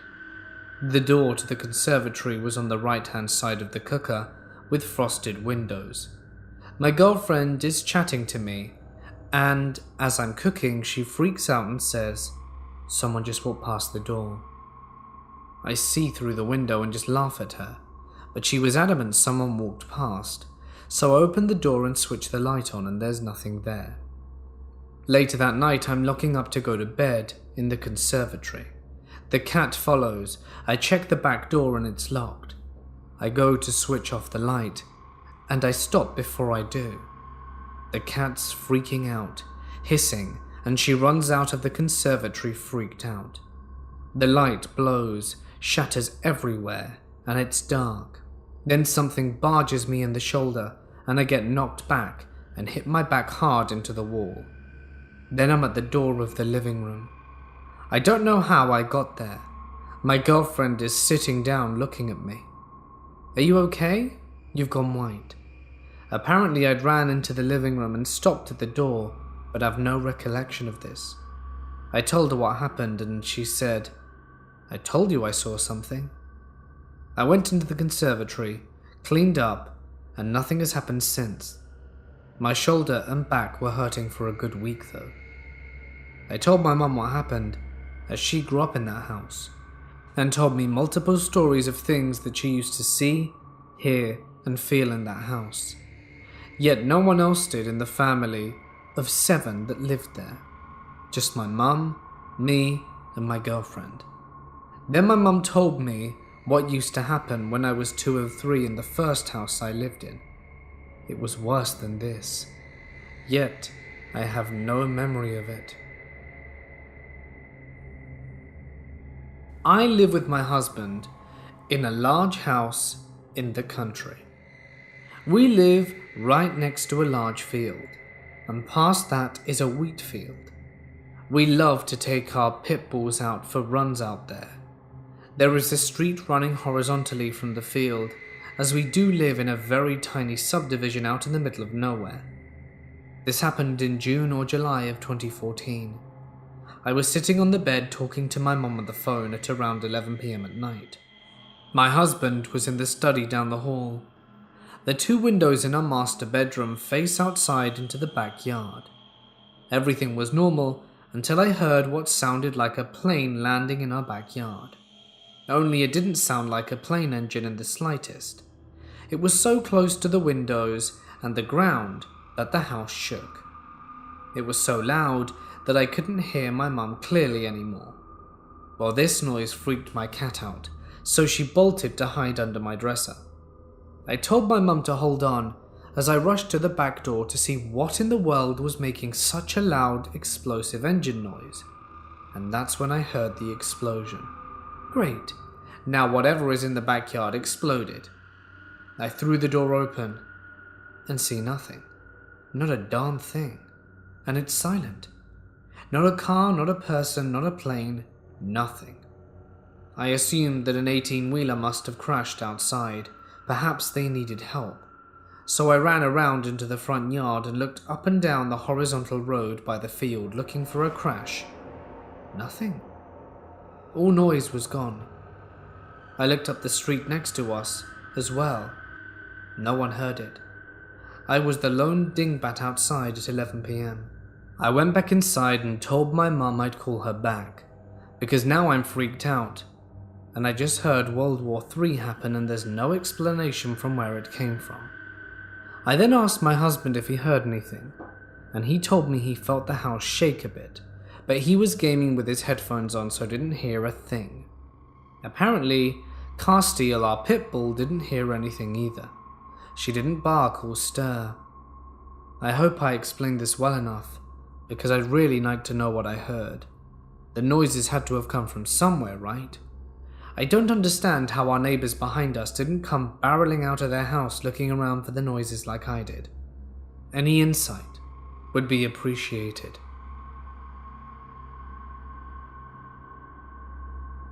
This didn't happen to me, but to my father-in-law and 2 brother-in-laws. The family I married into loves to hunt. I now love to hunt as well. My father-in-law had a friend that allowed us to hunt on his land near Jacksboro, Texas. My father-in-law's mother lived nearby, so when we went to hunt, we stayed with her. On this particular trip, my father-in-law and 2 brother-in-laws went hunting. So they get to my father-in-law's mother's mobile home, and eventually they all head to bed. My grandmother-in-law heads to her room, and my father-in-law and brothers-in-laws sleep in sleeping bags in the living room. The mobile home was being renovated, and I heard what you just thought. so there wasn't anywhere else to sleep. Previously, this house was abandoned when she bought it. The rooms were spray painted black and had red pentagrams everywhere. According to her, there was a spirit there, but it didn't bother her. Everyone was just like, "Sure, Grandma, whatever." So everyone's asleep. The two brother-in-laws are on the floor and my father-in-law was on the couch. One of my brother-in-laws wakes up because he got really cold and left a draft. I checked the doors and windows and they were all shut, so he laid back down and tried to go to sleep. But for some reason he still felt ice cold. My second brother-in-law begins to stir and notices that his brother's awake, and they comment to each other that it's very cold in the room. All of a sudden, a strong gust of icy cold wind blows through the room.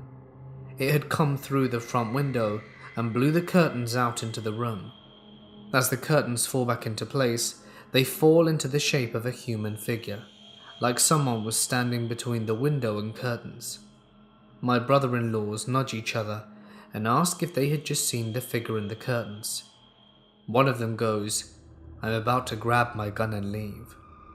All of a sudden, my father-in-law, who happens to be a pastor, sits up on the couch, points his finger at the figure and says, "I rebuke you in the name of the Father and Son and Holy Spirit. Leave this place now."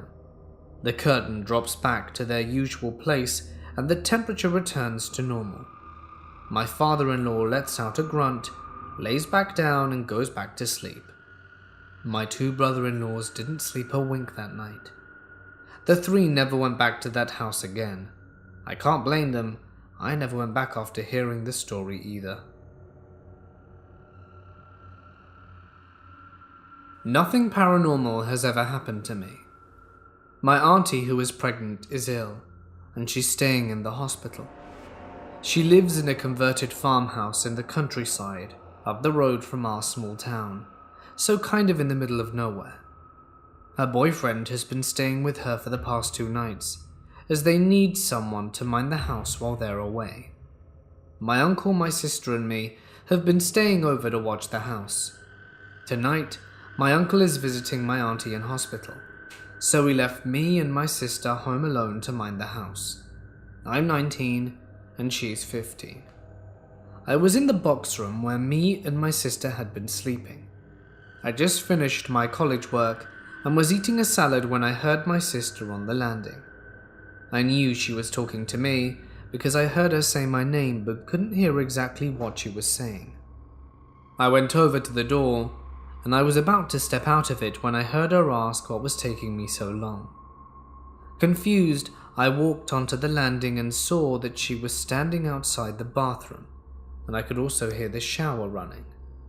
I asked her what she was doing, and I saw her jump out of her skin and turn to look at me. She looked really confused and asked what I was doing.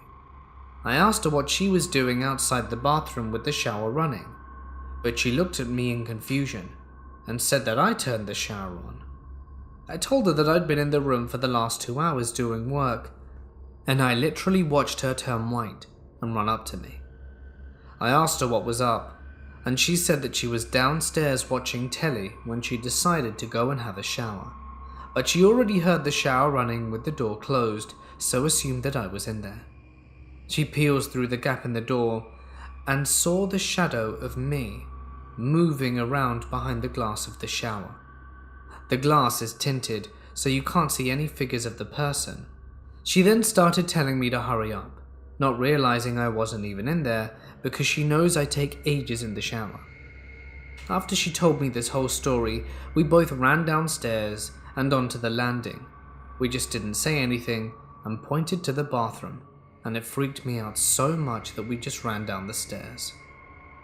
We haven't gone upstairs since, and are just huddled in the living room with the TV on full blast. What the hell is happening? I can still remember this quite vividly. A little background first. At the time I lived in this creepy older house, a dual-unit Victorian, and sometimes me and my older sister would notice an unexplainable shadow from the corner of our eye, even at the same time. We never let it seriously bother us, and anyway, there was always an adult round within earshot. My mum just picked me up from school, and right when we arrive at home, she mentions that she forgot to buy an ingredient for dinner, and says that we need to go to the market. I politely refuse, since I really wanted to watch the Transformers, as it was one of the 5-day special linked series. I think it was The Return of Optimus Prime, which was about to start. And hell, I'm a big kid now, a 6th grader. I'll be fine. She asks again to make sure, and I assure her again that we both know that the neighbors, who are actually our relatives, are home, and I can go there if anything comes up. Before my mum leaves, she talks to the neighbors to mention that I'm home. Rejoice, free at last. I'm the man of the house. Immediately I turn on the kitchen TV and break out my Lego to play on the kitchen table. So I'm watching Transformers while playing with my Lego, and I fumble with a piece which lands past the doorway into the adjoining hallway. I ignore it since I didn't want to miss a moment of Transformers. After 10 minutes later, I notice the shadow in the corner of my eye, right where the Lego lies on the floor. I'm freaked out a bit, to the point that the hairs on the back of my neck are standing up. But hell, Transformers is on, and I'm a big kid, and decide to turn the volume up on the TV. Minutes pass. I've forgotten all about the Lego, and I'm fully engrossed watching Optimus Prime do his thing. Then suddenly, something hits me on the side of the head, and I distinctly hear a click-click sound as the Lego lands on Lego. My internal alarm goes off, and I slowly turn my head towards the Lego piece in the hallway. It's not there. Screw this, I'm out, and a moment later, I'm at my neighbor's banging on the door. 2 years ago, my family moved into a very nice apartment complex in the Houston, Texas area. We were looking for a nice complex and went in and was told by the assistant manager they had a model apartment that was used for viewings up the grabs. She mentioned that it had not been occupied for a long time, but she was willing to give it to us. We moved in a month later without giving it much thought. The apartment had a studio/attic that was connected to the stairway. The attic/studio was open, and from the attic you could see the living room looking down. Every time the maintenance people had to do something, they were very quick to leave and not mingle around too much in the apartment. The maintenance manager once made a remark and said, "I never thought they were going to lease this apartment again." When asked why, he was very quick to change the subject to avoid answering our question. I'm a graveyard shift nurse, and my wife and kids stay at home alone 4 times out of the week. During my days off, I stay up at night watching TV. I noticed in the living room, close to the stairs, a heavy cold presence, as if someone was looking at the between hours of 1 to 4 a.m. every time. I felt a presence watching me at these times, to the point where I would oftentimes leave the living room. I felt somebody was at the stairwell looking down on me. Fast forward a year, and we had moved out, and me and my family moved into our first new home. I told my wife randomly that I felt comfortable in this new home, and didn't feel a bad energy watching me. My wife turned pale as snow and asked, "You felt the same energy too watching you from the stairway at early morning hours too?" We both turned pale, as we both realized at that moment we had lived in an apartment that housed a spirit. To this day, we don't know exactly what happened. Our assumption is that someone ended their own life by jumping from the studio attic into the living room. The management locked the unit for a long time and then decided to lease it again. To this day, no one in the complex will open up and talk about what happened in apartment 2811. Shortly after we moved into our new house, my brother found a couple of used bullets and shells under the basement stairs. The bullets were pretty destroyed, so he threw them away but kept the shells. They looked like handgun bullets, maybe 9mm or something. We didn't think much of it, but within a year, we started noticing weird things. One day we heard scratching at our door. All 3 dogs were inside, and when we opened it up, there was nothing in the yard. Even creepier was the fact that sometimes in the snow we would find a dog track far too large to be our own dogs in the yard. We thought it might just be our imagination, but one day we saw a huge black figure go flying by in the window and look outside. Once again, to see nothing. We were both pretty spooked. Then a few years later, we were in the basement, and when we looked away, the head of a doll moved slightly to the left. It was slow and progressively creepier because eventually it was facing my brother and I. We were both across the room, so this was the most terrifying thing that has ever happened to me. We even recorded it, but the camera was pretty garbage, and the battery died before it had fully swapped over to us. We both went into the other half of our basement, and when we went back, the doll was in its original position. We were both pretty traumatized, and that wasn't the last of it. The last major thing I remember was when we were in the living room together playing games. It was getting darker, but you could still see shadows from outside every once in a while. The bathroom door was wide open, and my brother and I saw the same thing. At first, we thought it was a shadow, but it wasn't transparent. Basically, there was a black figure in the bathroom, and when my brother walked over it, it darted away. Even though now I don't believe in paranormal stuff, I often question these events and wonder if maybe I should.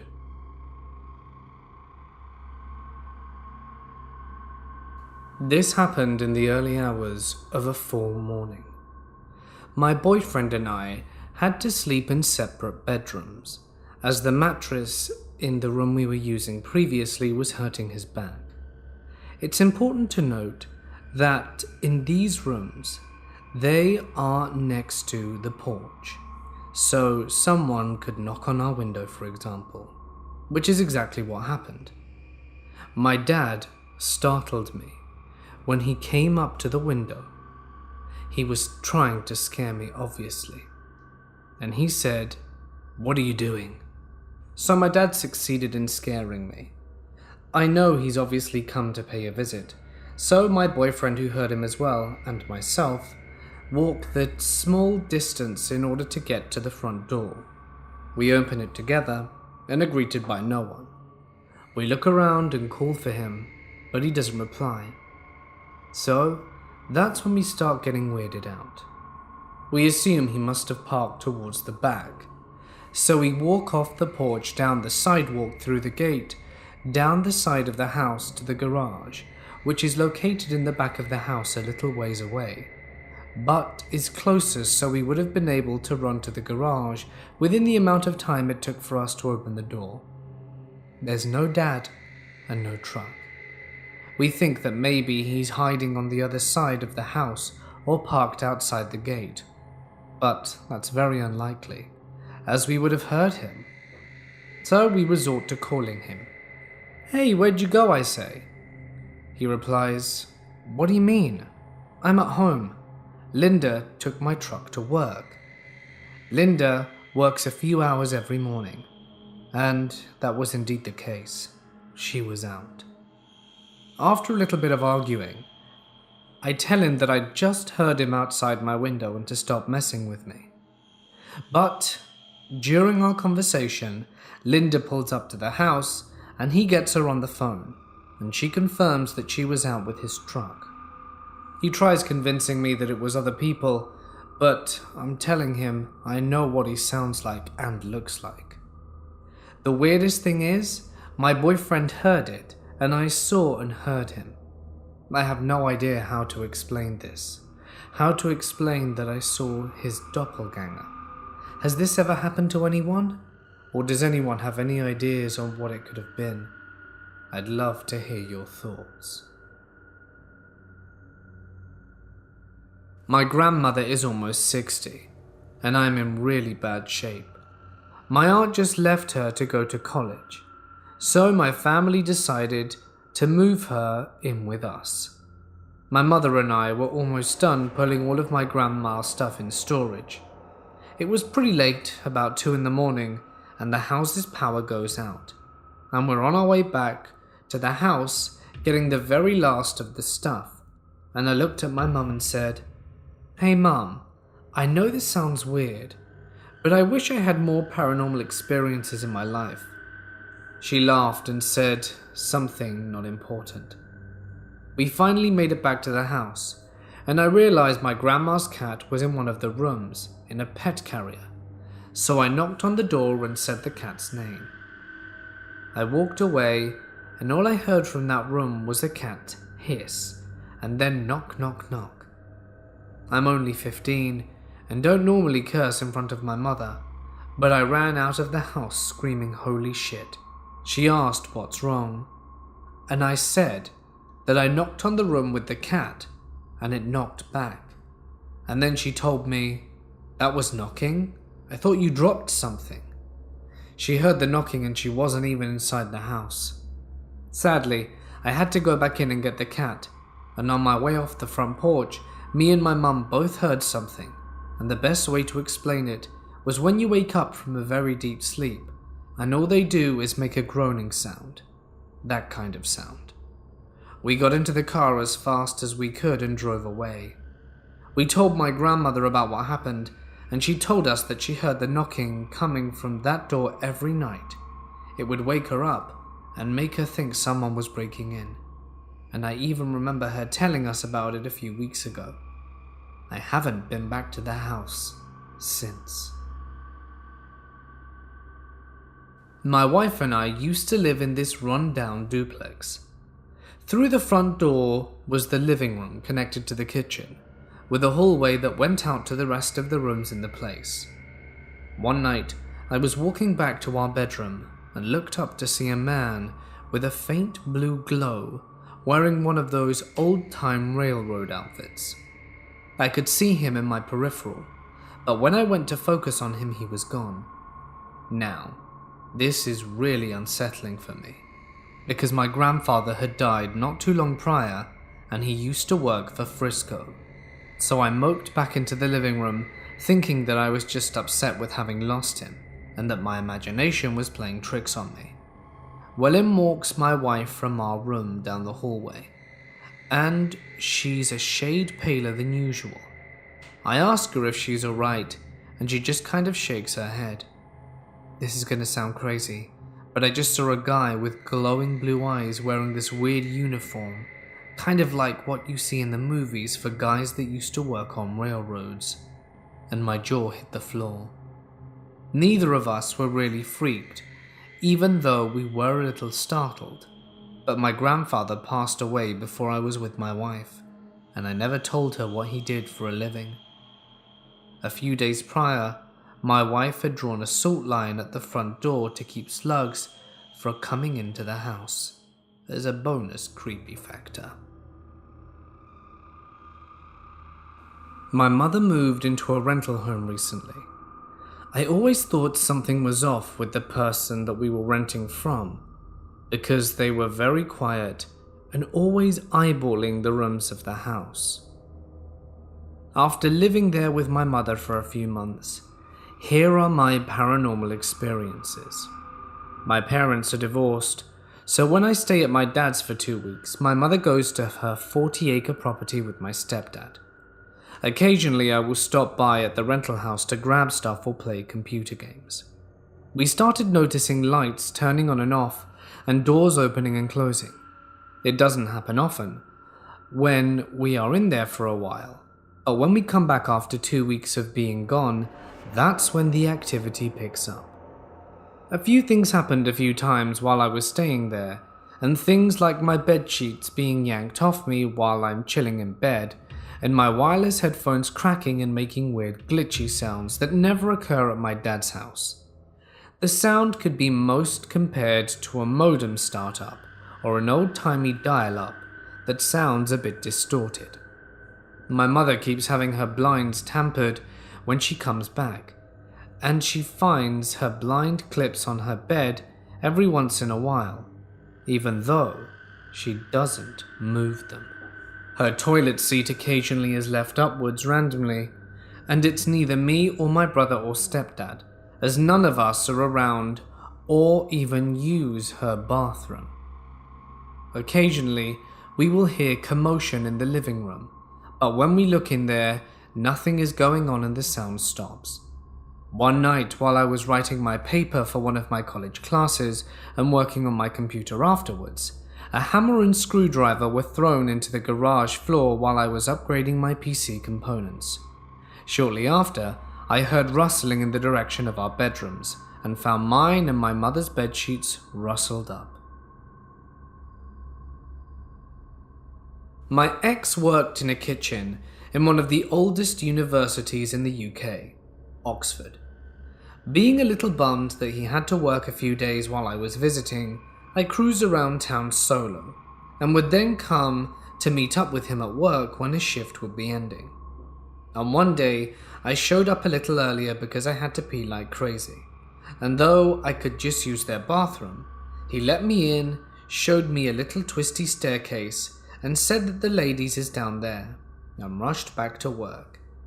Being more than a little stoked to being able to explore the downstairs of an ancient building, I was like, cool, and headed down. I located the ladies' room and then proceeded to do the quickest pee of my life. It was totally inexplicable. The feeling in this beautiful little Victorian bathroom was horrific, really oppressive, like it wanted me to get the hell out of there. It was also freezing, but I just didn't know that it was English architecture. Anyway, I just noped right out of those stairs and hung around the back, waiting for him to sign off. Later that evening, I casually asked how it was working in such an old building, like if he had ever found it spooky in the evenings, and he said, no, not really. He was looking at me though, kind of like he knew, and asked why I was asking. And I said, oh, the bathroom was just really creepy. And he said, yeah, my mate went down there for a leak once and saw a lady with her back turned to him in the bathroom. He was like, oh crap, and backed out, apologizing profusely, thinking he went into the ladies by accident. But once the door closed, he confirmed he was in the right one. It struck him that the woman he saw was wearing really old clothes, like at least a few 100 years back kind of outfit. Kind of freaked out, he opened the door again to tell the woman it was actually the wrong toilet, but she was gone.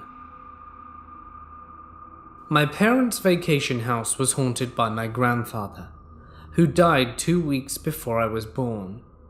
Until I was 12, we made a shrine for him. But that's a long story, and the shrine did the trick. Anyway, my latest and really most compelling events have been in my own house, though nothing has happened lately. A few years ago, I was home alone, sitting at the dinner table having lunch, when all of a sudden a painting flew off the wall. It was above our keyboard and landed a good 4 feet from the wall. Nothing else in the house moved, and we lived in Nevada, where earthquakes are rare. I'm from the SF Bay area and lived in Humboldt, Colorado for 8 years. I know earthquakes. I've never seen my dog bolt up the stairs so fast. Then a month later or so, I was getting ready for bed. My significant other was asleep, and I hear a bang from the bathroom. We have glass doors on the shower, and he keeps his toothbrush in there, so I figured the cat had knocked it over. Well, because it's a cat. I look down, and the cat is standing by the bedroom door. Somehow the toothbrush flew across the shower hard enough to make a very loud noise, and we found it in the tub after. Weird. This was late November of 2012, and I was doing an install in a winery in Northern California. It was a long day because we were working out of town, so we worked late to get it finished in one day. I started driving home around midnight and had about a 3-hour drive back home to Oakland. It's about 1:30 a.m. and I'm outside of Stockton, and I see this girl standing on the side of the road in the middle of nowhere. She's wearing a white dress that ends at about 3 inches above her knees, and she's barefoot, with long black hair flowing down her shoulders, and is standing statuesquely. I look at her as I drove by, but she didn't move, didn't acknowledge my loud truck as it passed or anything.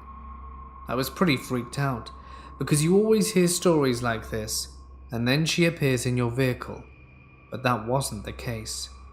She just stood there in the night. The thing that was most weird to me was that it was a cold night, about low 40s, and was drizzling a bit, and she was wearing a short dress with no shoes standing on the asphalt. If this is just some girl who does this for fun to freak people out, I feel like she would have been extremely cold and shivering, but this girl didn't move. After I got home, I was still thinking about it and searched Ghost Girl outside of Stockton, CA, and found a bunch of articles and stories about the East 8 Mile Road Ghost Girl, and most of the descriptions fit what I saw to a T. I never went back to the area because I moved to another state shortly after, but I want to travel back there to see if I can find her again one day. My parents built their house several years before I was born, and the lot they chose to use had a house that had long since fallen down on it. When building, they had to fill in the old well, and while digging the foundation, they found old plates, cups, and bottles, some of which they've actually kept in their china cabinet. In the 20 years that I lived there, strange things would happen around the house. Household items would go missing, later to be found elsewhere. My father told us that he heard someone talking upstairs one night when he was there alone. Lots of odd and weird things. I became very familiar with the creaks of doors, stairs, and floors in the house. The strangest thing that happened to me was one day when I was there alone. I heard someone walking across the floor upstairs. I was so familiar and in tune with the sounds of the house that I could actually pinpoint where the steps were coming from, and I could tell that the steps were getting closer and closer to the stairs. Then I heard the top stair squeak, and then the 4th step down make a noise. It had a very familiar thunk. Then the 6th, then the 8th. Whomever or whatever was upstairs was now coming down. I knew for a fact that I was there alone, and the hairs on my arms stood straight up, as they are this very moment just remembering it. I was really close to getting up and running out, but I wanted to see who or what it was. When the footsteps finally hit the bottom, I was completely still, staring into the hallway where the footsteps led to nothing. But you know that feeling when you're being watched? That's what it felt like as I stared down the hall. It felt like someone was staring back at me. But there was no one there. My mum would joke about a poltergeist in the house, maybe a child who used to live in that old house that once stood on their land. And after that moment it wasn't a joke that I found very amusing anymore. This happened when I was in Cub Scouts. We were on an overnight trip to an old naval destroyer and submarine. But we were sleeping, and of course I had to wake up. I thought I heard something like one of the doors opening, but it could have been just my imagination. But after, I looked to my mother to see if she was okay, because I was scared, and then I swear I saw an orb float in front of her. I then freaked out and covered my head with my sleeping bag and passed out. On a later trip, it's said that the place had been found to be haunted and investigated by ghost hunters, so maybe I did see something. On another occasion, I was going to my aunt's house, which is somewhere I loved going to, but the basement always gave me really bad vibes. I was the one who had to sleep on the couch. I slept fairly well, but then of course I had to wake up again. Out of the large window in front of me, I swear on my life that I saw a line of apparitions coming out of the woods behind the house, and I told everyone about my experience that morning. My aunt then told me that she came back home with my cousin and ended up falling asleep on that same couch with him on a crib next to her. She woke up to an apparition of an older lady leaning over his crib. Maybe it was just a dream, but they think it actually happened. Oh yeah, and for added creepiness, there's a pet cemetery next to the house. This last incident is a little shorter. I had just finished taking a shower and was walking towards my room to get dressed. My room is at the end of a dark hallway, but when I looked at my door, I saw an apparition of a younger lady. She was looking at my door.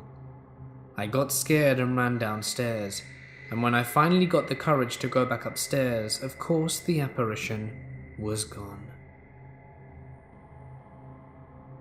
I've had several strange experiences happen at my dad's house. There was a hand mark on the wall in my dad's house, like a print from someone with dirty hands. A really big hand. Nothing extreme, just big. And every time we would wipe it off, it would come back the next day. Whatever was in my dad's house seemingly also targeted his girlfriend.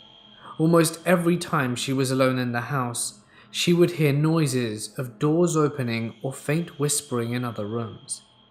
I heard the whispering too, loud enough to hear it, but not loud enough to actually understand what they were saying. There was this one time my dad's girlfriend was showering and felt a hand on her shoulder. She turned around and there was nothing, and then remembered she was home alone. One other time when she was cooking, a can of beans was thrown out of the cabinet to her head. My dad also reported seeing people around his bed at night. I've seen a little girl in old clothes from the corner of my eye several times from when I was there. They now try to control it by burning incense and sage, something prescribed in specialized rituals. It became something quite normal to me generally. I've experienced way more stuff though, much to my dismay. I was in a major car accident over a decade ago. My car was hit by another car in such a way where I lost control of the car. The car somehow went on a full circle on the highway. I T-boned a Jersey wall, completely destroying it and cracking the next two in line. And I bounced off that onto an off-ramp with my side of the car facing traffic. I'm about to exhale when I hear, "Hey kid, when I start counting you have 8 seconds to move your car or you're going to be hit by an 18-wheeler. Do you understand? 8, 7, 6. Voice didn't have to tell me twice. I threw my car into drive and got on the shoulder. At 1, an 18-wheeler drove by the spot my car was parked on. I should have died, according to the cops surveying the crash site. But I walked away with a few bruises and needed a root canal a few days later. I probably imagined the voice, but damn, I'm believing it was something otherworldly. I've always felt like I was being watched in my room, and if I had the door open to the hallway, I'd swear I'd always see someone walk by the corner of my eye. We had 2 cats, and sometimes they'd be in my room sleeping. They would sit bolt up, stare at the door, and nothing I did could move them for a long time. This happened often. One day, in my bathroom, the shelf that had my sister's beauty stuff randomly lost hold of all of the items. The thing was, the shelf wasn't loose or hanging, and all the stuff had to bounce out of our 2-inch high lip into the sink. One time, in the middle of the night, my sister's 100-year-old dresser she got as a gift from our grandma just fell over. This thing weighed a ton and was built like a tank. My sister said she heard the sound of someone pushing it. My mom and sister used to yell at me for sneaking around the house. Only I wasn't, or I wasn't home. They said they saw a man in the shadows and thought it was me because it was about my height. One day we also ran into the old owner, and my mum casually asked the lady if she had ever experienced anything in the house. The lady started crying and said no one believed her, but yes, she experienced a lot there too. I moved out of there and don't miss the place. I've had a few paranormal experiences all within the house I lived in as a child. The first time I ever truly remembered one was when I was in high school. It was late and I had just said goodnight to my family. I went into my room, closed the door, and got ready for bed. As I was laying down in bed, no more than 5 to 10 minutes after resting, I felt what seemed to be a handprint pressing against the edge of my bed near my feet. I bolted up, expecting to see my younger brother. However, upon inspection, no one was there. In fact, I could hear my little brother joking with my mum in the kitchen, which wasn't too far from my room. But there was no way he could have snuck out without me noticing, since there was a large space between the foot of my bed and the door. Freaked out, I bolted from my room, panicked, and tried to put as much distance between my bed and I. I saw my brother and mum staring at me in bewilderment as I ran into the kitchen in hysterics as I attempted to explain to them, but was told it was all in my head and go back to bed. I was ashamed and embarrassed since I had no proof to what I experienced, but I knew it wasn't in my head. And I had enough people later who experienced things in that house to prove me right. I once saw a will-o'-the-wisp. For those who don't know, it's a light seen at night in desolate areas of the countryside, hovering in the distance like a ghostly lantern. It's one of the most widespread legends in the world, having many different versions in a variety of cultures, and is believed to be a ghost or demon. Scientifically speaking, the most plausible explanation regards to the decomposition of certain chemicals in a corpse, often cattle, that creates phosphoric acid which can create a light. However, when you're in the middle of nowhere in the dead of night, fight or flight gives very few cares to science. I grew up in a house that was creepy as hell.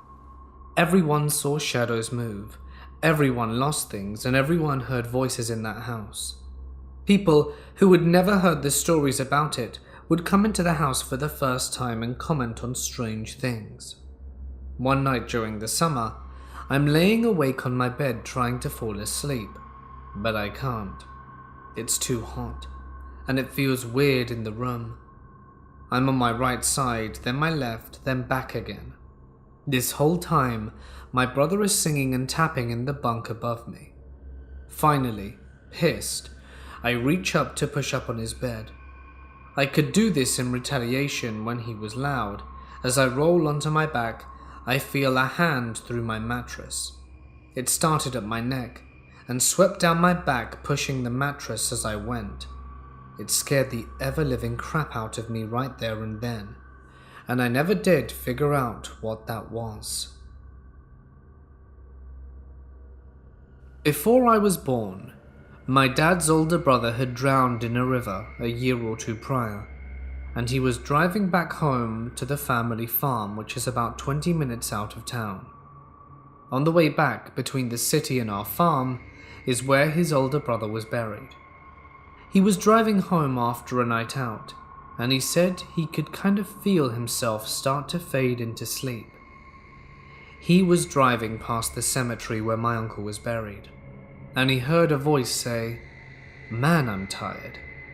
He immediately perks up and looks over to see his brother sitting in the passenger seat of the car before he sort of fades away. He said he was wide awake after that. I've never known my dad to lie in my entire life, so I'm very inclined to believe him. We've talked years later about other times we had seen certain things in the house I grew up in as well as that, but we couldn't explain it, nor some of the other things. My house has always freaked me out at night. I'd always hear my computer chair creaking when no one was in it. Sometimes cabinets would be open. Whenever I would sit at my computer, my back would be facing a window, and I always got the creeping sensation someone was watching me. When I got that room remodeled and added a door to my backyard in that room, it only got creepier. Late at night, I'd hear small taps at the door. Of course, I looked, and nothing would be out there, so I started ignoring it. But one night over the summer, while it was storming, there was a tremendous thump against the door. I ran to check it out, but wasn't able to see anything in the rain. The next day, the grass outside my door had been ground up as if someone were jumping up and down in it. In my bedroom, sometimes a quick flash of light would come through my blinds. I started folding them up, and it stopped though. I sometimes just feel unsafe when I'm alone now. When I was around 12 to 14, I lived in my own house where some unexplainable things happened, like cupcakes falling over and chairs moving. But there's one memory that sticks with me and gives me goosebumps just thinking about it. I share a bedroom with my twin, and we had bunk beds. I was the top bunk. One night I woke up at around 3:30 a.m. and was trying to go back to sleep when suddenly, out of complete silence, I hear a creak from the bottom of the stairs. It was an old house, and I'd been living in it since I was born, so I figured it was just it being old. The sound slowly made its way up the stairs, and I was facing the door, which was slightly open to where I could see into the hallway, but not the stairs, so I just froze in fear. Once it reached the top, it stopped, and I pretended to be asleep but had my eyes slightly open to see if I could see whatever it was. The noise was so chilling. It finally stopped after 5 minutes but felt like forever. I then had the balls to turn over and stuff my face into my pillow to try and fall asleep. The next morning I walked downstairs and found all the chairs huddled up in the middle of the kitchen. I ended up moving out of that house and haven't experienced anything like that again. When I was maybe 9 or 10, my mum worked at the hospital for the graveyard shift. Me and my sister would usually sleep when she left. My sister was 5 at the time, and we were playing in the living room. We had a huge TV in there and 2 remotes for our TV because we had the same type of TV in my older sister's room. The remote for the TV in the living room was on the couch, but the remotes could be used for either room. So we were playing and suddenly the TV switches on. It made some weird noises, and then the 10 o'clock news started playing as normal. Me and my sister were scared out of our minds because neither of us had touched the remotes. Our cats were in the other room, and we both slept in my older sister's room because this was a 2-bedroom. And we ran into her room and saw that she was asleep too, and the remote was on the dresser across the room from the bed. I woke her up and she comforted us. It isn't that scary in retrospect, but I was a little kid, and it took me forever to fall asleep that night.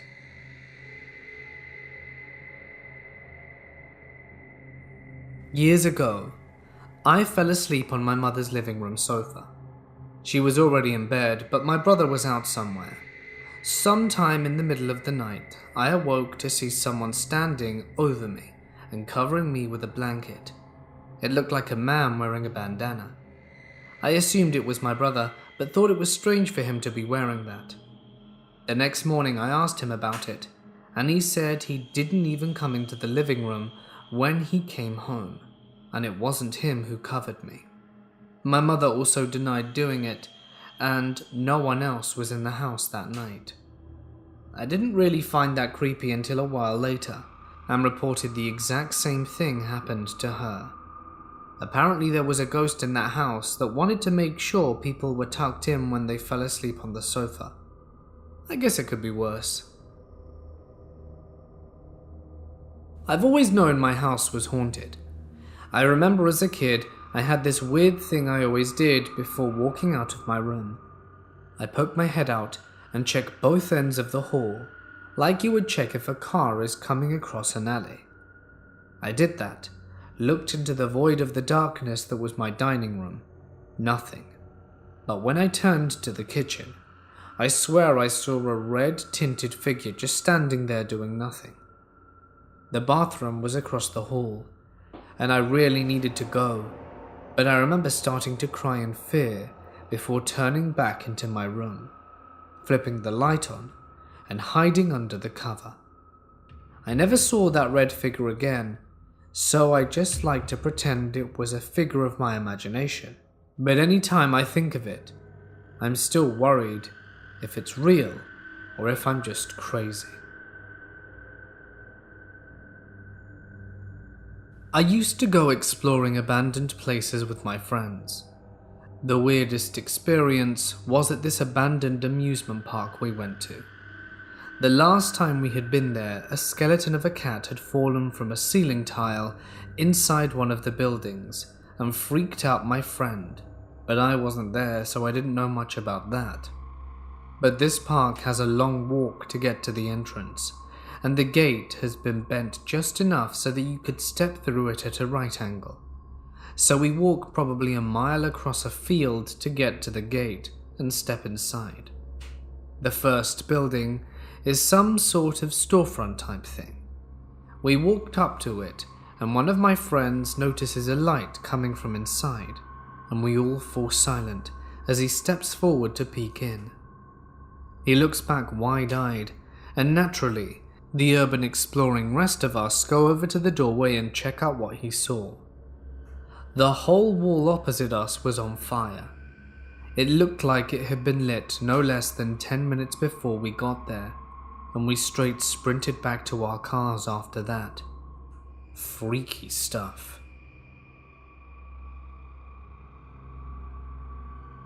This story is from my parents, who bought a house and were fixing it up. Apparently the family before them were an elderly couple who had a grandson living with them, and one day the grandson died by getting hit by a car right outside or from the flu. I can't remember which one exactly. My mum was there painting and left the brush in a certain spot, came back later and found it elsewhere. My aunt and uncle would help out some days, and one day my aunt was there by herself and was about to leave, and the water upstairs turned on by itself, so she went to turn it off and went back downstairs only for it to turn on again. She freaked out and left. Finally, there was the time my uncle was there. He was preparing to leave, and the light switch on a chain at the top of the stairs began dangling. He left pretty quickly after that.